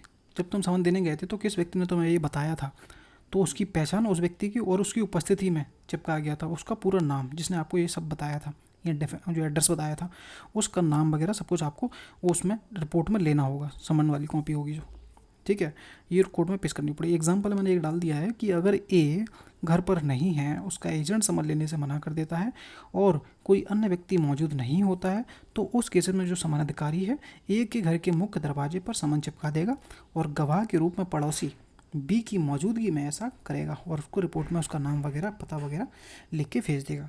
और यही चीज़ इसमें दी गई है, पूरा आप पढ़ोगे तो यही चीज़ मिलेगी। मैंने यहाँ पर थोड़ा क्लियर कर दिया, साफ साफ दिखेगा। ठीक है, तो ये रूल 17 हमारा क्लियर होता है कि जब जो डिफेंडेंट है वो समन लेने से मना कर दे या फिर घर पे मिले ही नहीं या फिर कोई और भी अवेलेबल नहीं है घर पे, तो उस केस में जो प्रोसीजर होगा सिविल लॉ में वो यही है कि वो उसके घर के बाहर यहाँ पे काम करता है, यहाँ पर बिजनेस करता है, वहाँ पे बाहर चिपका दिया जाएगा और उसके जो रिपोर्ट कोर्ट जो सर्विंग ऑफिसर है वो रिपोर्ट कोर्ट को वापस भेज देगा कि ऐसा क्या क्या इसमें क्या क्या कंडीशन आई है, कि किसको दिया गया था, किसने एड्रेस बताया था, उसका नाम पता सब कुछ लिख के भेजना होगा। तो ऑर्डर 5 का रूल 17 हमारा ये होता है। ठीक है, मिलते हैं नेक्स्ट वीडियो में। वीडियो पसंद है वीडियो लाइक करना, चैनल को सब्सक्राइब ज़रूर करना। ऑर्डर 5 का रूल 18, 17 हमने क्लियर कर लिया था। ठीक है, आज हम 18 पे बात करने वाले हैं। 18 पे 18 बात करता है कि जब जो समन की तामील आपने कर दी है, उस केसेस की बात कर रहे हैं जब समन की तामील आपने कर दी है और जो जिसको दिया गया है समन, वो व्यक्ति क्या करता है, जो ओरिजिनल समन की कॉपी होती है उसके पीछे साइन वगैरह करता है। तो उसी में बात कर रहा है कि जब अपन पृष्ठांकन करवाएंगे, जो ओरिजिनल जो एंडोर्समेंट करोगे आप ओरिजिनल उस पे समन के पीछे, तो उसमें क्या क्या चीज़ें लिखनी होगी, तो उसी के ऊपर ये रूल बात करता है। रूल 18 हमारे इसी बात करता है। ठीक है, ये तो हो गया तुम्हारा डायरेक्ट वाला लैंग्वेज, तो मैंने थोड़ा ईजी कर दिया है आप लोगों के लिए। समझते हैं क्या है कि समन की तामील के समय और तरीके का उल्लेख करना, इंडोर्समेंट करोगे समय और तरीके का। ठीक है, दो चीज़ का समझो कि जब समन की तामील रूल 17 में अभिस्वीकृति यानी कि जो एक्नॉलेजमेंट ली गई थी, रूल 16 में बात करता था एक्नॉलेजमेंट, जब तामील हो जाती है तो उसके पीछे एंडोर्समेंट किया जाता है। तो समन की जो अभिस्वीकृति होती है के अनुसार की जाती है, तो जो व्यक्तिगत है यानी कि जो तामील की गई व्यक्तिगत रूप से की गई है या फिर एजेंट को तामील की गई है, तो समन देने वाले अधिकारी को निम्नलिखित बातों को लिखकर समन के पीछे इंडोर्स करना होगा। ठीक है, अब इसमें क्या क्या लिखना है वो समझो। ठीक है, सबसे पहली बात है समन देने का समय लिखना होगा कि भाई 5 बजे के टाइम समन दिया गया था, 3 बजे के टाइम समन दिया गया था। ठीक है, समन देने के तरीके आपको लिखने पड़ेंगे कि मतलब समन जो आपने दिया है वो किसको दिया है, डिफेंडेंट को दिया है, उसके एजेंट को दिया है या फिर परिवार के किसी मेंबर को आपने दिया है, तो वो आप उसके पीछे जब इंडोर्स करोगे उसमें ये चीज़ें लिखोगे, टाइम लिखोगे, किसको दिया है वो लिखोगे, और उस व्यक्ति का नाम और एड्रेस, यानी कि नाम भी लिखना है और एड्रेस भी लिखना है किस व्यक्ति का, जिसने प्रतिवादी की पहचान की थी, कोई विटनेस गवाह जिसने समन की तामील के समय गवाह के रूप में मौजूदगी दी थी कि भाई यही है वही व्यक्ति, इसको दे दो। जो आपने पूछा है कि रामलाल कौन है, तो रामलाल भाई ये है जिसने आपको बताया उस चीज़, उस व्यक्ति का नाम और पता आपको इंडोर्समेंट के पीछे जो समन की ओरिजिनल तामील होगी, वो ओरिजिनल पेज होगा उसके पीछे इंडोर्समेंट करके सब ये चीज़ें आपको लिखनी पड़ेगी। ठीक है, अब इसका एग्जाम्पल समझो। एग्जाम्पल ज़रूरत है नहीं वैसे। अगर एक समन दिया गया, बी पड़ोसी है, ठीक है, एक समन की तामील की, तो समन अधिकारी लिखेगा, क्या लिखेगा, तारीख लिखेगा भाई पहली बात, तो समन की डेट लिखेगा क्या है, व्यक्तिगत रूप से की गई है या फिर किसी एजेंट को पढ़ाया गया है, कोई गवाह है तो गवाह का नाम और उसका पता आपको लिखना पड़ेगा। तो ये हो गया समन की जो ओरिजिनल कॉपी होगी, उसके पीछे जब आप इंडोर्समेंट करोगे तो उसमें क्या क्या आपको लिखना है। ठीक है, बस इतना सा ये रूल है ऑर्डर 5 का रूल 18। ठीक है, टाइम, डेट, किसको दिया गया था वो चीज़ लिखना पड़ेगा, और जिसने पहचान करवाई थी इनका कोई गवाह कि भाई तामील हो चुकी है, उस गवाह का नाम पता आपको लिखना होगा। बस इतना सा हमारा रूल 18 था। और 19 हमारा बात करता है कि एग्जामिनेशन ऑफ सर्विंग ऑफिसर, यानी कि जो समन की तामील देने गया था उसकी एग्जामिनेशन किया जा रहा है। अब उसका एग्जामिनेशन क्यों भाई, तो क्वेश्चन ये उठता है एग्जामिनेशन उसकी ज़रूरत क्यों पड़ रही है। वो भाई प्रॉब्लम क्या है कि जो रूल 17 में जो समन तामील किया गया था लेकिन वो समन की तामील हो नहीं पाई है, बंदा मिला नहीं है, उसने एक्सेप्ट करने से मना कर दिया है, एग्जाम्पल ऐसे कुछ हो सकते हैं। ठीक, तो उस केसेस में हम एग्जामिनेशन करेंगे किसका, सर्विंग ऑफिसर जो तामील करने गया था। तो समझे मैटर क्या है, ये हमारा डायरेक्ट का लैंग्वेज हो गया, ये अपना थोड़ा ईजी करके आप लोगों के लिए बहुत ईजी कर के मैं पढ़ा रहा हूँ भाई, ठीक है। तो रूल हमारा 17 के सॉरी रूल हमारा 19 है। जब रूल 17 के तहत समन लौटाया जाता है, लौटाया कब जाएगा, जब प्रतिवादी समन लेने से इनकार कर देता है या जो प्रतिवादी नहीं मिलता है उस केसेस में लौटना पड़ेगा, नॉर्मल सी बात है। तो न्यायालय निम्नलिखित कार्य करेगा। अगर प्रतिवादी या अगर समन तामील अगर शामिल करने वाला जो अधिकारी है हलफनामा यानी कि एफिडेविट के द्वारा रिपोर्ट की पुष्टि यानी कि सेटिस्फाई नहीं करता है, तो न्यायालय समन अधिकारी को ओथ पर बुलाकर उससे पूछताछ कर सकता है, ठीक है। अगर हलफनामे द्वारा पुष्टि की गई हो तो न्यायालय चाहे तो फिर भी समन अधिकारी की जांच कर सकता है और हलफनामा होना अनिवार्य नहीं है। यानी कि हलफनामा मतलब होता है एफिडेविट, इसको समझो क्या है मैटर। हलफनामा एक लिखित बयान होता है जिसे कोई व्यक्ति शपथ ओथ लेकर लिखित रूप में दर्ज करता है कि उसके द्वारा दिए गए सभी तथ्य सत्य और सही हैं।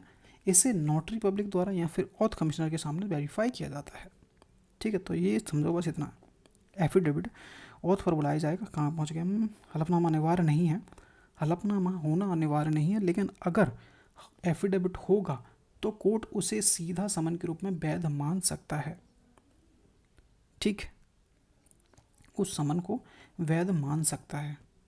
अब थर्ड वाला समझो कि जो फर्दर इंक्वायरी है, न्यायालय इस मामले में जांच कर सकता है। मामले में कोई अगर जांच करना चाहता है तो वो भी वो कर सकता है। अब आता है डिसीजन भाई, न्यायालय यह निर्णय देगा कि समन तरीके से दिया गया था, सही तरीके से दिया गया था, ड्यूली सर्व किया गया है, या नए सिरे से समन का तामील का आदेश भी वो कर सकता है कि भाई दोबारा तामील भेजिए। ये सब बातें कब हो रही हैं, जब रूल 17 में समन लेने से मना कर देते हैं, यहाँ पर प्रतिवादी मिलता नहीं है, उस केसेस में हम एग्जामिनेशन कर रहे हैं किसकी, जो सर्विंग ऑफिसर है उसका एग्जामिनेशन किया जाएगा कि भाई किसको दिया, कैसे दिया, क्या हुआ, और पे उससे एग्जामिनेशन लिया जाएगा। एग्जाम्पल हम समझो कि अगर जो सर्विंग ऑफिसर ने रिपोर्ट दी है, ये न समन लेने से इनकार कर दिया और रिपोर्ट में कोई हलफनामा नहीं लगाया, उसने हलफनामा मतलब एफिडेविट नहीं लगाया है। एफिडेविट मतलब होता है कि जो आप काम करके आए हो, जो तामील आप करके आए हो, उसका आप एक रिटर्न स्टेटमेंट दे रहे हो, किसको, जज साहब को, कि भाई मैंने अपना काम ठीक से सही तरीके से किया है, ठीक है। अब अगर तुम गलत पाया जाता तो ऑफिसर के अगेंस्ट में ऑफेंस बनता है, ठीक है। तो ये एक तरह से वो हो जाता है एफिडेविट, आपने अपनी सही जो गवाही दी है वो एक सही दी है, अगर गलत पाई गई तो फिर आपको अगेंस्ट में कोई कार्रवाई की जाएगी। तो न्यायालय सर्विंग ऑफिसर को कोर्ट में बुलाकर शपथ पर पूछताछ करेगा कि क्या सच में ये ना समझ लेने से इनकार कर दिया था, ठीक। ये हमारा रूल 19 हमारे यहाँ पर क्लियर होता है, इसमें कोई डाउट तो होगा नहीं भाई, बहुत ईजी है कि भाई 17 में हमने उसको समन तामील लेने गए थे लेकिन वो वही बंदे ने मना कर दिया लेने से, यहाँ पर उसने लिया नहीं है या फिर मिला नहीं है, तो उसके समय जो सर्विंग ऑफिसर होगा उसको ओथ पे जाकर बुलाकर उसके पूछताछ की जा सकती है। हलफनामा होना ज़रूरी नहीं है, लेकिन अगर होता है तो जो आपने तामील की है वो डायरेक्ट वैध मानी जाती है, ठीक है। और अतिरिक्त जांच करना चाहे तो अतिरिक्त जांच कर सकता है, और न्यायालय अगर चाहे तो फिर से ऑर्डर कर सकता है कि दोबारा शामिल की तामील की जाए। तो इतना सा हमारा रूल 19 था। आज हम रूल 20 पे बात करने वाले, इसमें बात की गई सब्स्टिट्यूटेड सर्विस, यानी कि जो प्रतिस्थापित तामील है, यानी कि जितनी भी तामील हम पीछे समझ के आए हैं कि भाई उसके घर पर तामील कर रहे हो, आप घर पे नहीं मिलता है तो उसको ऑफिस में कर रहे हो, एजेंट को कर रहे हो। अब यहाँ पे कहिए सब्स्टिट्यूटेड मतलब जितने भी हम पीछे देख के आ रहे हैं उन तरीके से तामील पॉसिबल नहीं है, तो उस केसेस में तामील कैसे होगी, तो वो हम रूल 20 में पढ़ने वाले हैं। तो ये हमारा बेयर एक्ट का लैंग्वेज हो गया, ठीक है। अब समझो, मैं इजी करके समझाता हूँ भाई, बहुत ज़्यादा इजी कर दिया है, समझो। रूल 20 हमारा कहता है प्रतिस्थापित पालन, यहाँ की सब्स्टिट्यूटेड सर्विस। सब्स्टिट्यूटेड सर्विस कब दी जाती है, यदि न्यायालय सेटिस्फाई हो जाए कि जो प्रतिवादी है हमारा तामील से बचने के लिए छिप रहा है या फिर किसी अन्य कारण से समन सामान्य तरीके से नहीं दिया जा सकता, जितने भी हम पीछे पढ़ के आए हैं, ठीक है। तब जो न्यायालय है आदेश दे सकता है कि समन न्यायालय के बाहर, जो कोर्ट है, कोर्ट के बाहर किसी प्रमुख जगह पर चिपका दिया जाए, ठीक है। पहले तो हम पढ़ के आ रहे थे कि भाई जहाँ वो काम करता है उसके घर के बाहर, तो ये सब पॉसिबल नहीं है, उस केसेस में हम कोर्ट के बाहर चिपका देंगे समन की कॉपी, ठीक है। और प्रतिवादी के अंतिम निवास, जहाँ पे वो लास्ट बार रहा था, जितना हमें पता है कि हमें प्रेजेंट एड्रेस नहीं पता है मान लीजिए, तो जहाँ पर वो लास्ट टाइम रहा वहाँ पे चिपका दीजिए, जहाँ पर वो काम करता है वहाँ चिपका दीजिए, या फिर जहाँ वो अभिलावी के लिए कोई कार्य करता है तो वहाँ आप कर उसको समन की कॉपी चिपका सकते हैं। चिपकाया जाएगा, या फिर अन्य तरीके से जो न्यायालय ठीक समझता है वो तरीका अपनाया जाएगा। अब इसका समझो सब रूल 1A, इसमें क्या कहता है कि यदि जो न्यायालय है विज्ञापन यानी कि न्यूज़पेपर एडवर्टाइजमेंट के माध्यम से समन देने का आदेश देता है, तो जो एडवर्टाइजमेंट है प्रतिवादी के अंतिम निवास स्थान पर जो न्यूज़पेपर चलता होगा उसमें, या फिर जहाँ पर वो व्यवसाय करता है वहाँ के एक न्यूज़पेपर में, और वहाँ का जो लोकल न्यूज़पेपर होना चाहिए जिस एरिया में वो रहता है या बिजनेस करता है वहाँ का लोकल न्यूज़पेपर में प्रकाशित किया जाएगा एडवर्टाइजमेंट कि भाई ऐसा ऐसा आपके ऊपर केस चल रहा है, आपको इतनी तारीख को कोर्ट में हाजिर होना है। ये सब आपको न्यूज़पेपर की कटिंग में डालना पड़ेगा। ठीक है। नेक्स्ट इसका क्या है कि अखबार दैनिक न्यूज़पेपर होने चाहिए, यानी कि जो डेली न्यूज़पेपर होने चाहिए, यानी कि वो साप्ताहिक वाला हो, हफ्ते में एक बार आ रहा हो, नहीं, यहाँ पर डेली न्यूज़पेपर की बात कर रहा है। ठीक है। अब समझो सब रूल 2 कहता है कि प्रतिस्थापित तामील का प्रभाव क्या होगा।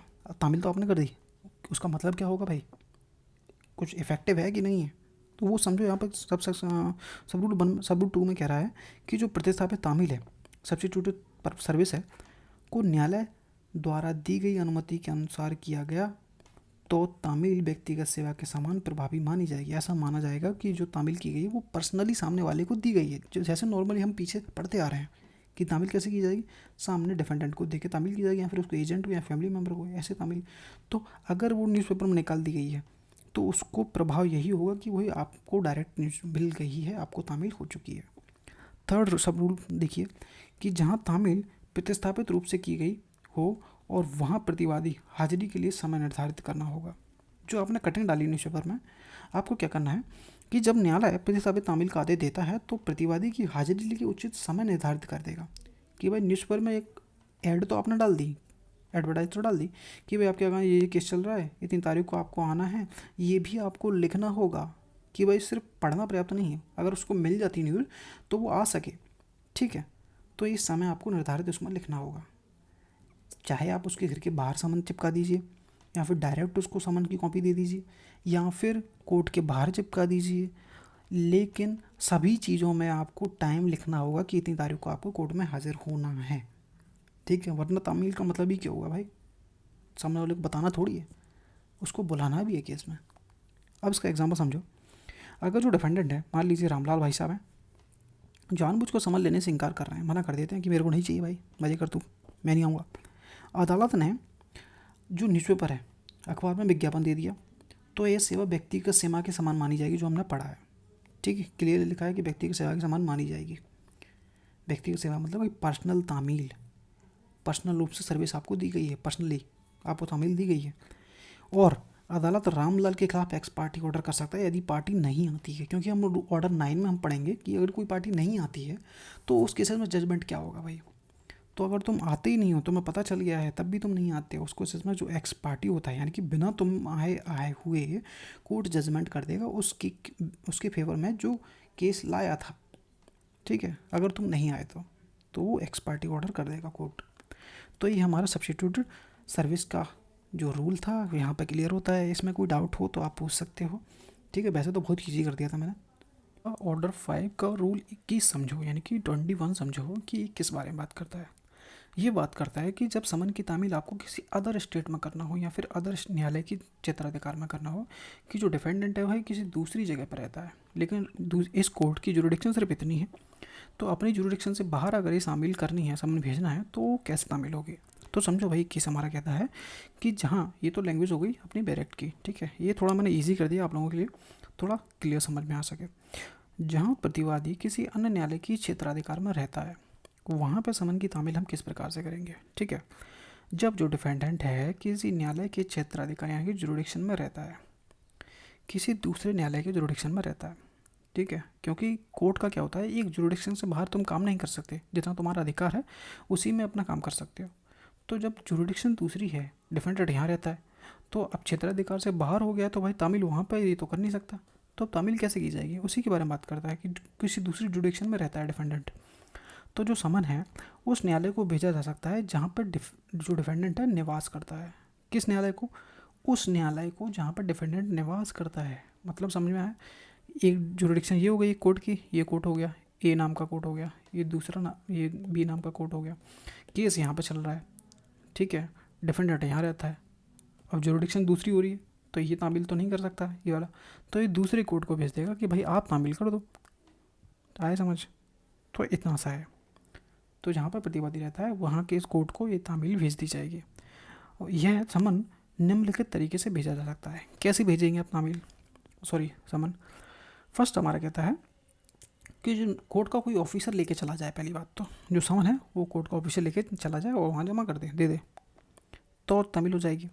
सेकंड कहता है कि भाई इतनी मगजमारी करने की ज़रूरत नहीं है, आप पोस्ट के माध्यम से भी भेज सकते हो उस कोर्ट को, दूसरे कोर्ट को। ज़रूरी नहीं आप जाओ, पोस्ट से पोस्ट कर दो। पोस्ट भी नहीं करना है तो आप जो कोरियर सर्विस होगी उस कोर्ट की, जो जो हाई कोर्ट ने उसको वेरीफाई किया है, मतलब कि अप्रूव्ड किया है। हर कोर्ट की एक वो होती है कोरियर सर्विस कि इस कोर्ट के जितने भी समन वगैरह या फिर जो ऑर्डर वगैरह भेजे जाएंगे वो इसी कोरियर सर्विस के माध्यम से भेजेंगे। और वो अप्रूव कौन करेगा? वो उच्च न्यायालय करेगा। किसी केसेस में हाई कोर्ट और उच्च न्यायालय, वो सॉरी डिस्ट्रिक्ट कोर्ट और हाई कोर्ट कोई भी कर सकता है। ठीक है, अब वो मेरे को याद नहीं आ रहा कि डिस्ट्रिक्ट कोर्ट किस केसेस में करता है, तो यहाँ पर सिर्फ उच्च न्यायालय की बात की गई है। ठीक है, तो उच्च न्यायालय जिसने अप्रूव किया होगा उस कुरियर के माध्यम से भेज दिया जाएगा। ज़रूरी नहीं है तो फैक्स के माध्यम से भी भेज सकते हो, ईमेल करके भी आप ऐसी समन को भेज सकते हो। जो उस जो जहाँ पर डिपेंडेंट रहता है वहाँ का जो कोर्ट होगा वो उसको रिसीव करेगा और जो समन है उसको डिपेंडेंट के लिए भेज देगा। ठीक है, ईमेल के माध्यम से भी। और थर्ड 6 ऑप्शन कहता है कि उच्च न्यायालय के नियमों के द्वारा प्रदान की गई अन्य विधियाँ, कोई और विधि भी हो सकती है जो वहाँ के हाई कोर्ट ने उसको अप्रूव किया होगा कि भाई इस तरीके से भी आप तामील करो। ठीक है, अब इसका एग्जांपल समझो कि अगर जो मुकेश भाई साहब हैं ये दिल्ली में रहते हैं, मुकेश भाई साहब हैं ये दिल्ली में रहते हैं और उनके खिलाफ जो सूट चल रहा है, सिविल सूट है, वो भोपाल के न्यायालय में चल रहा है। ठीक है, मैंने बताया था कि भोपाल अलग हो गया और दिल्ली अलग हो गया, तो भोपाल में केस चल रहा है इनका। तो भोपाल की अदालत समन को या तो डाक से भेज सकती है दिल्ली के लिए, या फिर कोरियर के माध्यम से दिल्ली भेज सकती है, या फिर फैक्स के माध्यम से दिल्ली भेज सकती है, या फिर ईमेल के माध्यम से दिल्ली भेज सकती है। ठीक है, तो दिल्ली के समक्ष जो न्यायालय होगा, सक्षम जो न्यायालय होगा को भेज सकती है ताकि वह न्यायालय समन की तामील करे। इसमें एक चीज़ छूट गई है, वो मैं क्लियर यहाँ बता देता हूँ।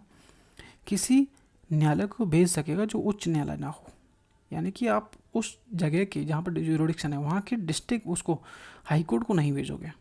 ठीक है, जो यहाँ पर मैं बता रहा हूँ ना कि दिल्ली के सक्षम न्यायालय को भेज दी जाएगी, लेकिन हाई कोर्ट को नहीं भेजोगे। ठीक है, समझ में आ गया होगा यहाँ तक? कोई कन्फ्यूज़न हो तो भाई आप पूछ सकते हो। कन्फ्यूज़न वैसे होना ही नहीं चाहिए, मैंने एक एक पॉइंट अलग कर दिया, अब क्या कन्फ्यूज़न होगा?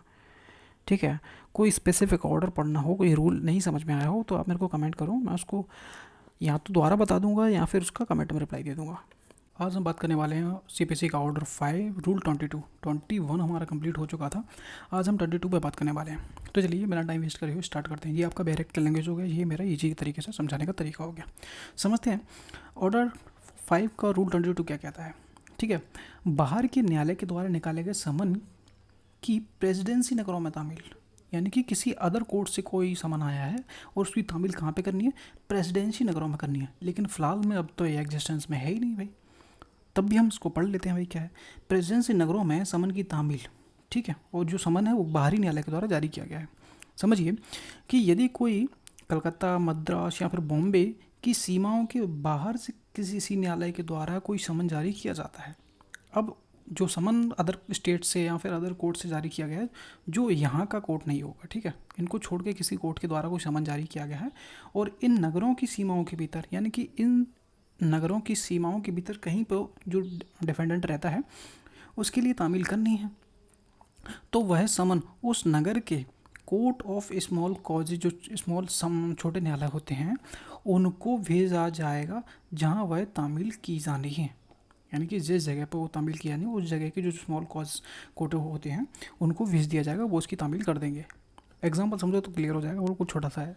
अगर दिल्ली का कोई न्यायालय मुंबई में रहने वाले प्रतिवादी को समन भेजता है तो वह सीधे प्रतिवादी को नहीं भेजकर मुंबई के जो कोर्ट ऑफ स्मॉल कॉजेस होंगे वो छोटे न्यायालय को भेज दिया जाएगा, वो उसकी तामील करवा देगा।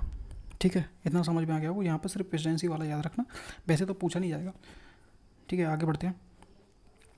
हाँ 23, ठीक है, रूल 23 कहता है कि जिस न्यायालय को समन भेजा गया है उसकी ड्यूटी क्या बनती है भाई। किसी स्टेट में या फिर किसी अदर कोर्ट को कोई समन भेज दिया तो उस कोर्ट की क्या ड्यूटी बनेगी वो देखते हैं भाई। तो रूल 23 कहता है कि जिस न्यायालय को समन भेजा गया है उसकी जिम्मेदारियां क्या हैं। यदि कोई समन रूल 21 क्या कहता है, अन्य क्षेत्राधिकार में रहने वाले प्रतिवादियों के लिए, यानी कि कोर्ट की जुरिडिक्शन इतनी थी, किसी अदर कोर्ट की जुरिडिक्शन में समन भेजा गया है उसी की, क्योंकि अन्य क्षेत्राधिकार वाले दूसरे क्षेत्र में हो गया ना, अन्य क्षेत्र में जा रहा है, तो अन्य क्षेत्राधिकार में रहने वाले प्रतिवादियों के लिए, ठीक है।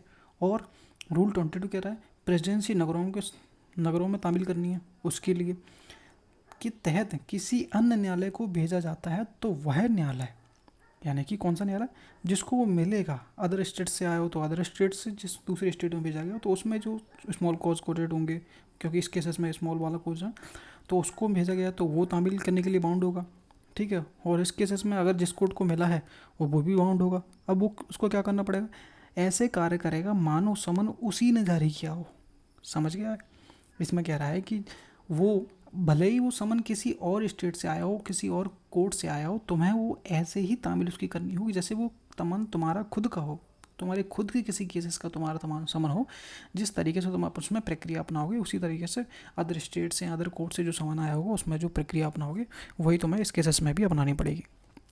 सेकंड है, सभी संबंधित रिकॉर्ड, जितने भी डॉक्यूमेंट होंगे, समन की तामील, रिसिप्ट आती है, एक्नॉलेजमेंट वगैरह आता है, तो उसके डॉक्यूमेंट जो होंगे, कार्रवाई जो आपने की, उसकी जो रिपोर्ट होगी, वो सभी उसके साथ में समन को वापस उस न्यायालय को भेज दिया जाएगा जिसने उसे आपको भेजा था।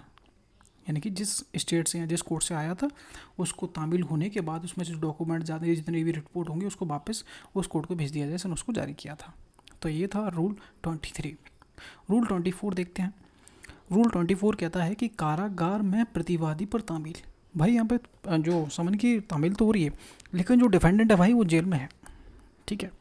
जेल में बंद प्रतिवादी को समन की तामील कैसे होगी, समझो भाई कि यदि कोई डिफेंडेंट है, भाई साहब जेल में बंद है, ठीक है, तो उस केसेस में समन की तामील हमें करनी है, तो अब कैसे होगी भाई। तो सबसे पहला पॉइंट समझो, क्योंकि इसमें पॉइंट नहीं है, मैंने पॉइंट के हिसाब से बताया क्योंकि इसी तरीके से समझ में आ जाता है।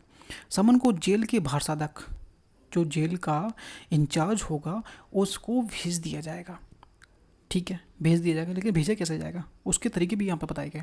समन की डिलीवरी निम्नलिखित तरीके से की जा सकती है। सबसे पहली बात है कि पोस्ट से आप उस जो हेड होगा ना जेल का भारसाधक, उसको पोस्ट कर दो। कुरियर सर्विस से आप भेज सकते हो, लेकिन कुरियर सर्विस वो होनी चाहिए जो हाई कोर्ट के द्वारा अप्रूव्ड होगी। थर्ड कहता है कि फैक्स कर सकते हो, ईमेल के माध्यम से भी भेज सकते हो। और फोर्थ हमारा कहता है कि हाई कोर्ट द्वारा निर्धारित अन्य विधि भी हो सकती है जो हाई कोर्ट ने निर्धारित की होंगी। इसका एग्जाम्पल भी मैंने बना दिया है तो थोड़ा ईजी समझ में आ जाएगा। अगर किसी प्रतिवादी के खिलाफ में मामला चल रहा है और वह तिहाड़ जेल में बंद है, ठीक है, तो अदालत समन को तिहाड़ जेल के अधीक्षक, जो हेड होगा वहाँ का, इंचार्ज होगा, उसको भेज दिया जाएगा, जो उसे प्रतिवादी पर शामिल कर देगा, उसको सर्विस कर देगा, ठीक है। तो ये हमारे 3 रूल मैंने क्लियर करा दिए, 22, 23, 24। इसमें कोई डाउट होगा नहीं, बहुत ईजी थे। सीपीसी में ऑर्डर 5 का रूल 24 तक तो हम क्लियर कर चुके हैं, और आज हम सीपीसी ऑर्डर 5 का रूल 25 क्लियर करेंगे, ठीक है। रूल 25 हमारे किस बारे में बात करता है, तो रूल 25 बात करता है कि वहाँ तामील जहाँ प्रतिवादी भारत के बाहर रहता हो और भारत में उसका कोई एजेंट नहीं हो, तब तामील हम कैसे करेंगे। तो ऑर्डर 5 का रूल 25 समझिए, जब प्रतिवादी भारत के बाहर रहता हो और उसका कोई एजेंट यहाँ पे नहीं रहता हो, तो उस केसेस में समन की तामील कैसे होगी। समझिए कि यदि जो डिपेंडेंट है भारत के बाहर रहता है, ठीक है, मान लिया भाई भारत के बाहर रहते हो आप, और भारत में उसका कोई एजेंट भी नहीं है, तुम तो बाहर रहते हो, तुम्हारा कोई एजेंट भी इंडिया में नहीं रहता है, तो समन सीधे प्रतिवादी के पते पर भेज दिया जाएगा जहाँ भी तुम रहते होगे, ठीक है। समन निम्न माध्यम से भेजा जाएगा। अब वो माध्यम कौन से होंगे भाई, सबसे पहला है कि आप डायरेक्ट पोस्ट कर दो भाई सीधा प्रतिवादी डिफेंडेंट को। सेकंड हमारा कहता है कि आप कुरियर सर्विस कर दो, जो हाई कोर्ट के द्वारा अप्रूव्ड होगी, उस कुरियर सर्विस से आप सामने वाले प्रतिवादी को भेज सकते हो, जो कि हम पहले पढ़ते आ रहे हैं वही दिया है सब, ठीक है। फैक्स कर सकते हो, ईमेल के माध्यम से कर सकते हो, हाई कोर्ट के द्वारा अन्य नियम बनाए गए होंगे उसके अनुसार आप भेज सकते हो।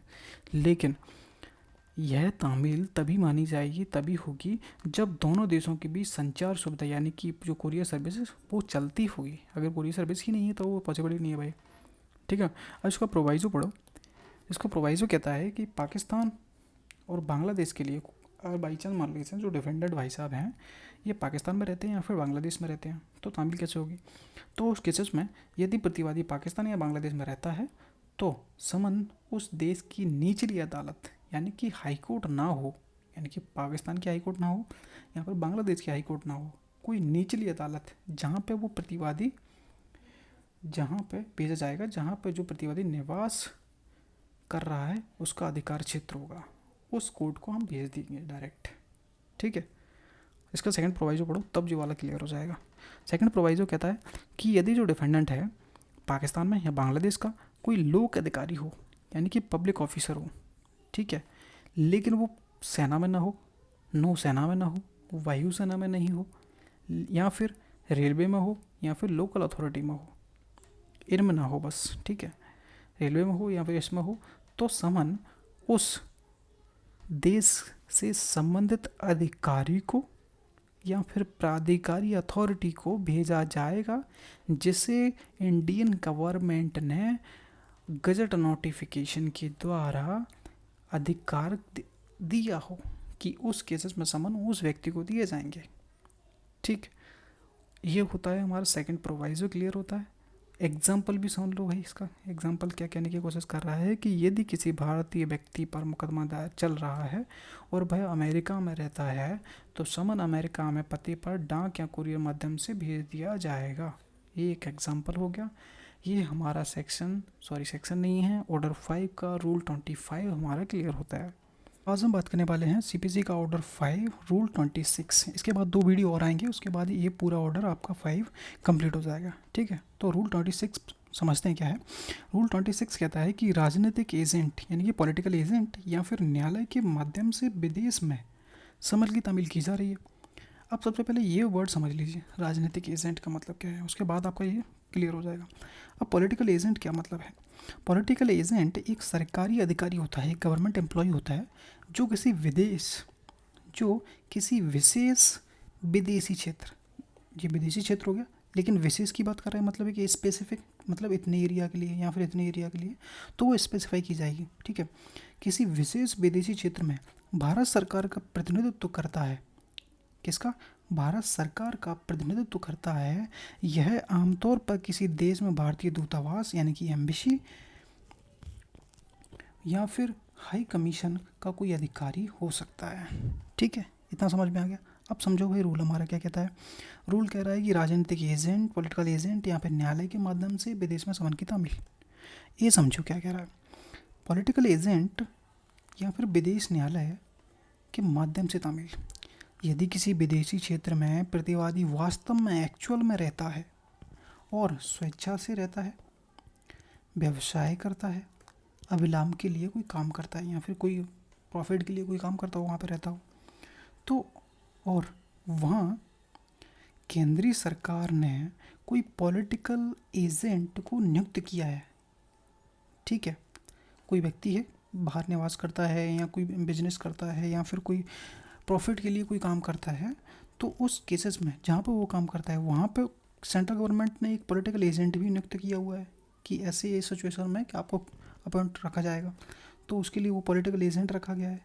या उस क्षेत्र में कोई ऑथोराइज न्यायालय है जिसको सेंट्रल गवर्नमेंट ने ऑथोराइज़ किया हो, जिसे तामील का अधिकार हो कि आपके पास तामील भेजी जाएगी तो आप तामील करोगे। जिनके पास तामील के अधिकार हो वहाँ ऐसा समन राजनीतिक यानी कि पॉलिटिकल एजेंट या फिर न्यायालय के भेज दिया जाएगा, इनको भेज दिया जाएगा। ये फिर वहाँ पे जो लोकल में बंदा जिसको भेजना है समन, उसको समन की तामील कर देगा। आया समझ में। फर्स्ट क्लियर कहता है कि कोई व्यक्ति बाहर निवास करता है और वहाँ पर सेंट्रल गवर्नमेंट ने कोई पॉलिटिकल एजेंट अपॉइंट किया है या फिर ऑथराइज न्यायालय किया है कोई, तो उनको तुम समन भेज दोगे, वो वहाँ पे लोकल में जो यहाँ पे वो रहता होगा वहाँ पे उसको सर्व कर देगा। ठीक है, अब भी समझो कि सेंट्रल गवर्नमेंट द्वारा ऑथोराइज प्राधिकृत किसी विदेशी न्यायालय के माध्यम से तामील, यदि सेंट्रल गवर्नमेंट ऑफिशियल गजट में अधिसूचित कर दिया है कि किसी विशेष विदेशी न्यायालय को, यहाँ पे विदेशी न्यायालय है कोई स्पेसिफिक, द्वारा समन के तहत समन की तामील वैध मानी जाएगी, क्योंकि अगर कोई विदेशी न्यायालय समन की तामील करता है तो वो वैध मानी जाएगी, तो समन डाक के द्वारा या फिर अन्य माध्यम से उस न्यायालय को आप भेज दो, सीधी बात है। सेकंड कहता है कि सेंट्रल गवर्नमेंट निर्देश देती है तो समन को विदेश मंत्रालय, मिनिस्ट्री ऑफ एक्सटर्नल अफेयर के माध्यम से भी भेजा जा सकता है। सिंपल सिंपल है भाई, इतना डीप में मत जाओ। मैं बस, मेरा उद्देश्य है कि भाई ऑर्डर 5 कंप्लीट होना चाहिए, इतना आपको पढ़ने की ज़रूरत नहीं है, जो इम्पोर्टेंट लगे वो पढ़ लो, ठीक है। फिर भी हम ये कंप्लीट करने की कोशिश कर रहे हैं क्योंकि हमें पूरा पढ़ना है, इम्पोर्टेंट हो नहीं हो मैटर खत्म हो गया, ये हमारा रूल यहाँ पर खत्म होता है। इसमें ये लाइन हो रहा है, तामील का प्रमाण क्या होगा, यानी कि प्रूफ ऑफ सर्विस क्या होगा। यदि पॉलिटिकल एजेंट के माध्यम से या फिर विदेशी न्यायालय के माध्यम से यह इंडोर्समेंट प्राप्त होता है कि समन प्रतिवादी को विधिवत सौंप दिया गया है, तो इसे एक वैलिड तामील माना जाएगा, भले ही वो पॉलिटिकल एजेंट तामील करे या फिर वो न्यायालय तामील करे, विदेशी न्यायालय, तो उसको एक विधिवत तामील मानी जाएगी, यानी कि वैलिड तामील माना जाएगा, भले ही वो लोग कर रहे हैं, ठीक है। अब इस रूल को, ऑर्डर 5 के रूल 26 को समझने के लिए आपको सबसे पहले क्या है, इसका एग्जाम्पल समझना होगा। एग्जाम्पल हमारा कहता है कि मान लीजिए कोई भारतीय नागरिक है, ये भाई साहब क्या करते हैं, इनका मुकदमा चल रहा है इंडिया में, और ये भाई साहब ब्रिटेन में, लंदन में या कि अमेरिका में कहीं रह रहे हैं, ठीक है। यदि जो इंडियन गवर्नमेंट है उसने उस देश में जहाँ पर वो रह रहा है, ब्रिटेन में रह रहा है मान लीजिए, वहाँ पर कोई पॉलिटिकल एजेंट अपॉइंट किया है, या फिर वहाँ का कोई प्राधिकृत न्यायालय होगा जिसको ऑथराइज किया हुआ है इंडियन गवर्नमेंट ने, तो समन उसके माध्यम से उस प्रतिवादी को जो वहाँ पे रह रहा है पहुँचाया जाएगा, उसकी तामील कराई जाएगी। तो ये हमारा था ऑर्डर 5 का रूल 26। तो सीपीसी का ऑर्डर 5 हमारा चल रहा था, 26 हम कर चुके थे, लेकिन 26A आज कंप्लीट करेंगे, 27 करेंगे और 28 एक वीडियो में तीनों कवर करेंगे क्योंकि जल्दी करना है, ठीक है। फटाफट इससे स्टार्ट करते हैं कि रूल 26A, ठीक है, ऑर्डर 5 का रूल 26A जो बात करता है कि विदेशी देशों में समन की तामील की प्रक्रिया, बिल्कुल 26 है ना, उसकी फ़ोटोकॉपी समझ लीजिए इसको, बिल्कुल वैसा ही है। समझिए कि यदि केंद्रीय सरकार, सेंट्रल गवर्नमेंट किसी विदेशी क्षेत्र के लिए अधिसूचना जारी करती है कि वहाँ रहने वाले व्यक्ति, वहाँ व्यवसाय करने वाले व्यक्ति, वहाँ पे कोई प्रॉफिट करने के लिए कोई काम करता हो, बिजनेस करता हो, व्यापार करता हो, जो भी करता हो, प्रतिवादियों को समन भेजा जा सकता है, और उस देश के किसी सरकारी अधिकारी, किसके, उस देश के जहाँ पर वो रहता है, जैसे सेंट्रल गवर्नमेंट ने स्पेसिफाई कर दिया हो कि भाई इस व्यक्ति को समन तामील के लिए प्राधिकृत किया है, तो उसे तामील के लिए भेजा जा सकेगा, ठीक है। जिसको ऑथराइज किया हो उसको भेज दो तामील, वो आपकी तामील कर देगा। नेक्स्ट क्या कहता है, समन भेजने की प्रक्रिया सेंट्रल गवर्नमेंट, विदेश मंत्रालय या फिर किसी अन्य अधिसूचित तरीके से पूरी की जाएगी, जो ये लोग बताएंगे। विदेश मंत्रालय स्पेसिफाई करता है या कोई अधिसूचना जारी होती है, उसके द्वारा जो भी प्रक्रिया बताई जाएगी उसके अनुसार आपकी तामील की जाएगी। इसमें नेक्स्ट क्या है कि यदि ऐसा अधिकारी समन तामील करके उसकी पुष्टि करता है, तो इसे वैध तामील मान लिया जाएगा। भले ही आप नहीं जा रहे तामील करने, लेकिन आप किसी के माध्यम से करा रहे हो, कौन है, सरकारी अधिकारी है, उसके माध्यम से आप अगर तामील करवाते हो तो वो भी एक वैध तामील मानी जाएगी। ऑर्डर 5 रूल 26A को समझने के लिए आपको सबसे पहले ये एग्जाम्पल क्लियर करना होगा, तो पूरा ये रूल ही क्लियर हो जाएगा। समझिए कि यदि कोई प्रतिवादी जर्मनी में रहता है, ठीक है, और भारत सरकार ने जर्मनी के किसी सरकारी अधिकारी को, जर्मनी के किसी सरकारी अधिकारी को समन तामील के लिए ऑथोराइज किया है, प्राधिकृत किया है, तो समन उसे भेजा जाएगा। जब वह अधिकारी समन की सेवा मतलब तामील कर देगा, इसकी पुष्टि कर देगा, तो इसे वैध तामील मान लिया जाएगा। ऐसा नहीं है कि भाई आपने तामील नहीं की, आपने खुद नहीं किया, इंडिया की कोर्ट को कोई नहीं किया, तो तामील वैध नहीं होगी। भले ही ऑथोराइज जिसको किया है उसने तामील की है, तब भी वो वैध तामील मानी जाएगी। तो ये ऑर्डर 5 रूल 26A क्लियर होता है। मिलते हैं नेक्स्ट में। तो रूल 27, ऑर्डर 5 का रूल 27 क्या कहता है कि सिविल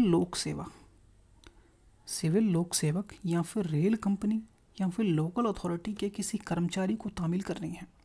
अब यहाँ पे विदेश का रोल नहीं है, विदेशी रोल खत्म हो चुका है, ठीक है। आप समझो, यदि प्रतिवादी कोई लोक सेवक है जो भारतीय सेना में नहीं है, या फिर नेवी में भी नहीं है, या फिर वायुसेना में भी नहीं है, या फिर किसी रेलवे कंपनी में है, या फिर किसी लोकल अथॉरिटी में कर्मचारी है, तो न्यायालय समन की तामील सीधे उसे भेजने के बजाय, वो इनमें नहीं है, ठीक है, किसी भी सैनिक पोस्ट में काम नहीं करता है, रेलवे कंपनी में है या फिर लोकल अथॉरिटी में काम करता है, तो ऐसे कर्मचारी को डायरेक्ट उसे ना भेजने के बजाय जहाँ पर वो काम करता है उसके प्रधान अधिकारी को, जो हेड होगा उसके ऑफिस का, उसको भेज दिया जाएगा ऐसा समन।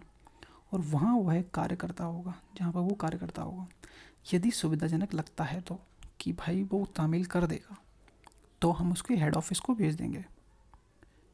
ठीक है, अब समझो, तामील की प्रक्रिया में समन प्रतिवादी के कार्यालय के प्रधान अधिकारी को भेज दिया जाएगा। ठीक है, नेक्स्ट है कि एक कॉपी प्रतिवादी को देने के लिए उसको अलग से दे दी जाएगी। ठीक है, बस इतना कुछ नहीं है। अब समझो, ऑर्डर्स 5 के रूल 27 को समझने के लिए इसका एग्जाम्पल फुल क्लियर समझ लो तो आपका पूरा रूल ही क्लियर हो जाएगा। यदि किसी नगर निगम के इंजीनियर पर कोई मुकदमा चल रहा है भाई साहब, अब क्या है, तो समन सीधे उसे भेजने के बजाय हम क्या करते हैं, जहाँ पर वो काम करता है नगर निगम के मुख्य अधिकारी को समन की तामील भेज देंगे, तामील कर देंगे। तो जो इंजीनियर इसकी प्रति को सौंपेगा, मतलब क्या है, जो प्रधान अधिकारी होगा वो अपने कर्मचारी को, क्योंकि वो तो इसी के अधीन काम कर रहा होगा, उसको तामील की तामील कर देगा, तो आपकी तामील वैध तामील हो जाएगी। मिलते हैं नेक्स्ट में। रूल 28 ऑर्डर 5 का ये क्या कह रहा है कि सैनिक हो या फिर नेवी में हो या फिर वायु सैनिक में हो, आपको तामील करनी है। समझिए कैसे होगी। यदि जो प्रतिवादी डिफेंडेंट है भाई साहब कोई आर्मी में काम करते हैं, ठीक है, आर्मी में ऑफिसर है, या फिर भाई साहब कोई नेवी में है या फिर एयरफोर्स में है, तो न्यायालय समन सीधे प्रतिवादी को भेजने के बजाय जिसके उसके किसी कमांडिंग ऑफिसर को समन भेजेगा। ठीक है, तो अगर तुम सैनिक में किसी पोस्ट पे काम करते हो तो समन की तामील आपको करने के बजाय आपके ऑफिसर, कमांडिंग ऑफिसर को ऐसा समन भेज दिया जाएगा जो आपकी तामील करवा देगा। समझिए इसका एग्जांपल। ऑर्डर 5 और 28 रूल को समझने के लिए आपको एग्जांपल समझ लो, पूरा रूल ही क्लियर हो जाएगा। कि यदि कोई सेना का जवान मुकदमे का पक्षकार है भाई, ठीक है, किसी केस में, तो न्यायालय समन को सीधे जवान को भेजने के बजाय, जो ऑफिसर है उसको भेजने के बजाय, बल्कि उसके सेना कमांडर को भेज देगा, जो उसे जवान तक पहुंचाएगा। बस हो गया भाई। तो ये हमारा रूल 28 तक क्लियर होता है ऑर्डर 5 का। तो चलिए इसको शुरू करते हैं। क्या कह रहा है ऑर्डर 5 रूल 29 क्या कहता है। समन प्राप्त करने वाले व्यक्ति का कर्तव्य, यानी कि उस व्यक्ति की क्या ड्यूटी होगी जिसको समन तामील करने के लिए दिया गया है। कोर्ट ने दिया है कोई समन किसी व्यक्ति को कि किसी व्यक्ति को तामील आपको करनी है, तो इन लोगों की ड्यूटी क्या है जब वो किसी प्रतिवादी या डिफेंडेंट को समन की तामील करेंगे, इनके कर्तव्यों की बात यहाँ पर कर रहा है। समझिए कि समन प्राप्त करने वाले व्यक्ति का कर्तव्य क्या होगा। चलिए ड्यूटी समझते हैं कि यह नियम उन व्यक्तियों की जिम्मेदारियों को निर्धारित करता है, उनके कर्तव्यों को निर्धारित करता है जिन्हें रूल 24 यानी कि कैदी पर समन की तामील करने के लिए जिसको दिया जाता है उसकी क्या ड्यूटी होगी। रूल 27 हमारा कहता है कि लोक सेवक या फिर रेल कर्मचारी पर समन की तामील करनी होगी, तो उनके डिपार्टमेंट को दिया जाता है, तो उस डिपार्टमेंट की क्या ड्यूटी बनेगी। और रूल 28 सैनिक, नौसैनिक और वायु सैनिक पर समन तामील करने के लिए भेजा जाता है, तो उनमें जैसे हमने पढ़ा था कमांडर को सौंपा जाएगा, तो कमांडर की ड्यूटी क्या बनेगी कि तहत समन तामील करने के लिए सौंपा गया है तो उन लोगों की उनकी क्या ड्यूटी बनती है। ठीक है, तो अब समझते हैं भाई इनकी क्या ड्यूटी बनती है। सब रूल 1 हमारा कहता है समन तामील का कर्तव्य, जिसको तामील के लिए सौंपा गया उसकी ड्यूटी क्या बनेगी। जिसे भी समन की तामील सौंपी जाएगी उसे जहाँ तक संभव है समन की तामील करनी होगी, कंपलसरी है भाई। ठीक है, आपको कोई समन मिला है, कोर्ट के द्वारा सौंपा गया है, तो आपको समन की तामील करनी होगी, आप बाउंड हो, कंपलसरी है करना। ठीक है, सेकंड हमारा क्या कहता है कि समन की तामील के बाद वह व्यक्ति जिसने तामील की है अपना हस्ताक्षर करके उसे वापस करेगा। किसी ऑफिसर यानी कि किसी डिपार्टमेंट के ऑफिसर को दिया गया था कि आप अपने डिपार्टमेंट में जो कर्मचारी काम करता है उनको समन की तामील कर दीजिए, और उसके बाद जिस तामील करने के बाद जो समन की कॉपी होगी उस पर नीचे अपने साइन कर देगा। ठीक है, शामिल साइन करके वापस कर देगा। थर्ड पॉइंट कहता है कि यदि प्रतिवादी ने समन प्राप्त किया तो उसका लिखित अभिस्वीकृति एक्नॉलेजमेंट भी भेजेगा, कि भाई जिस प्रतिवादी को समन दिया है तो वो समन की कॉपी पर वो भी साइन करेगा नीचे, और तुम्हें भी साइन करने पड़ेंगे, तुमने तामील की है तो। ठीक है, तो उसकी अभी एक्नॉलेजमेंट भी आपको सामने देनी पड़ेगी, और यह हस्ताक्षर समन की वैध तामील का प्रमाण माना जाएगा। ठीक, सेकंड सब रूल कहता है कि तामील असंभव होने की स्थिति में प्रक्रिया क्या होगी। यदि किसी कारणवश समन की तामील संभव नहीं है, पॉसिबल नहीं है, किसी समन की तामील नहीं की जा सकती, तो समन को न्यायालय को भेज दिया जाएगा। सेकंड कहता है इसके साथ ही संपूर्ण विवरण फुल स्टेटमेंट भी देना होगा, जिसमें समन की तामील के लिए उठाए गए सभी कदमों का उल्लेख दिया गया होगा, और यह विवरण समन की असफल तामील नॉन सर्विस का प्रमाण माना जाएगा। सब रूल 2 सब रूल 1, सब रूल 1 में ड्यूटी बताई गई थी जिसको दिया गया था। सब रूल 2 कहता है कि यदि कारणवश समन की तामील नहीं हो पाती है तो जिसने समन भेजा था उस समन उसको वापस कर दिया जाएगा, और उसके साथ में कुछ स्टेटमेंट भी होगी, फुल स्टेटमेंट, और स्टेटमेंट में जिसमें समन तामील में उठाए गए कदमों को उल्लेख करना विवरण।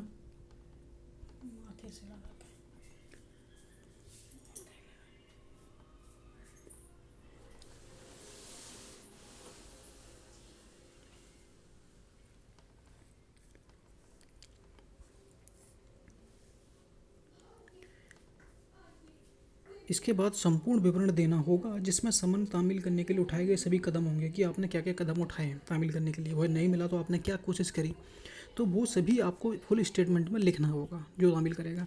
ठीक है, यह विवरण जो आपने दिया है कि तामील नहीं हो पाया है, यह विवरण असफल तामील का प्रमाण माना जाएगा कि भाई आपने कोशिश की लेकिन नहीं हो पाया, भाई बंदा गया था हमारा, तो उसका एक प्रूफ हो जाएगा।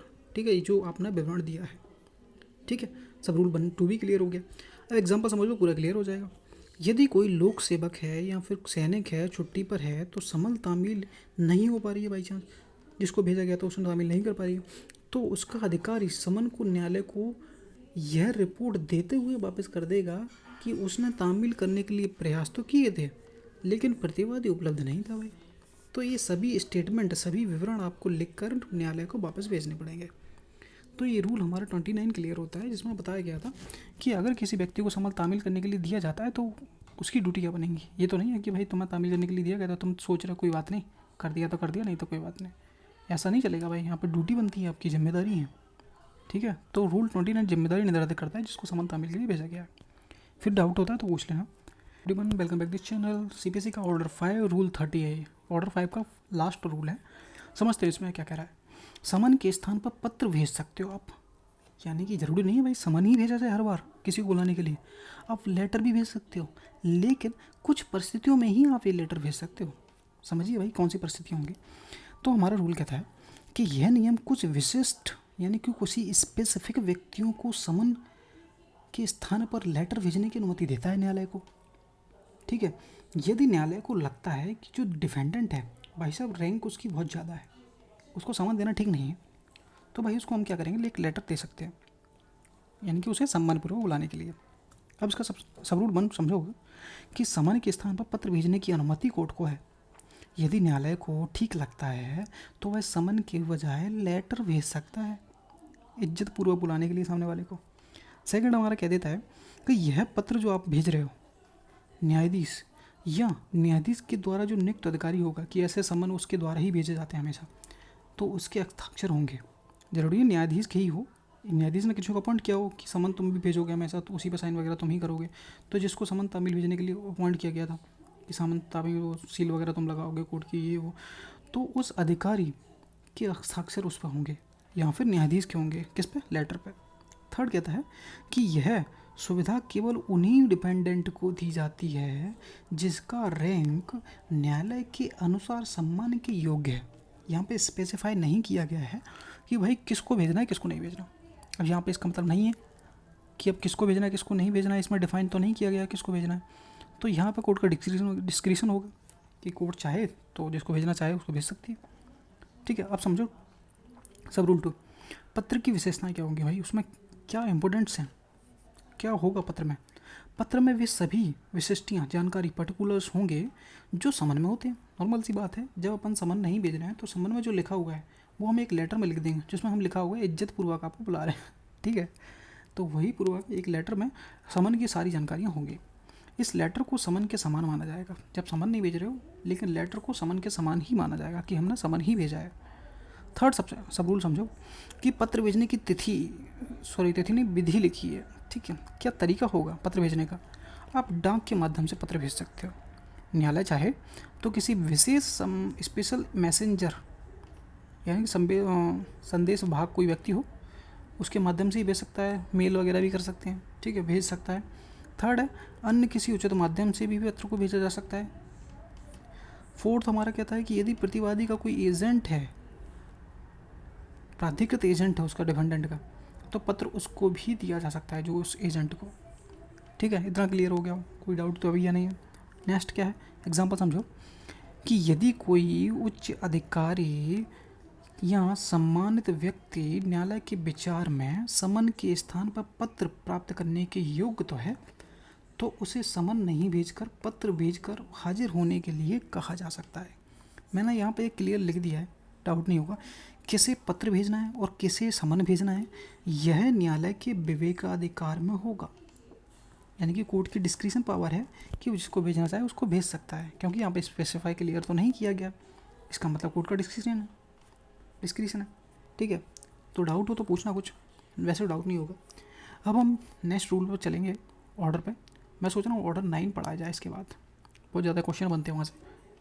ठीक है, तो वीडियो पसंद आए वीडियो को लाइक कर देना, सब्सक्राइब कर देना। मिलते हैं नेक्स्ट वीडियो में। ठीक है, थैंक यू।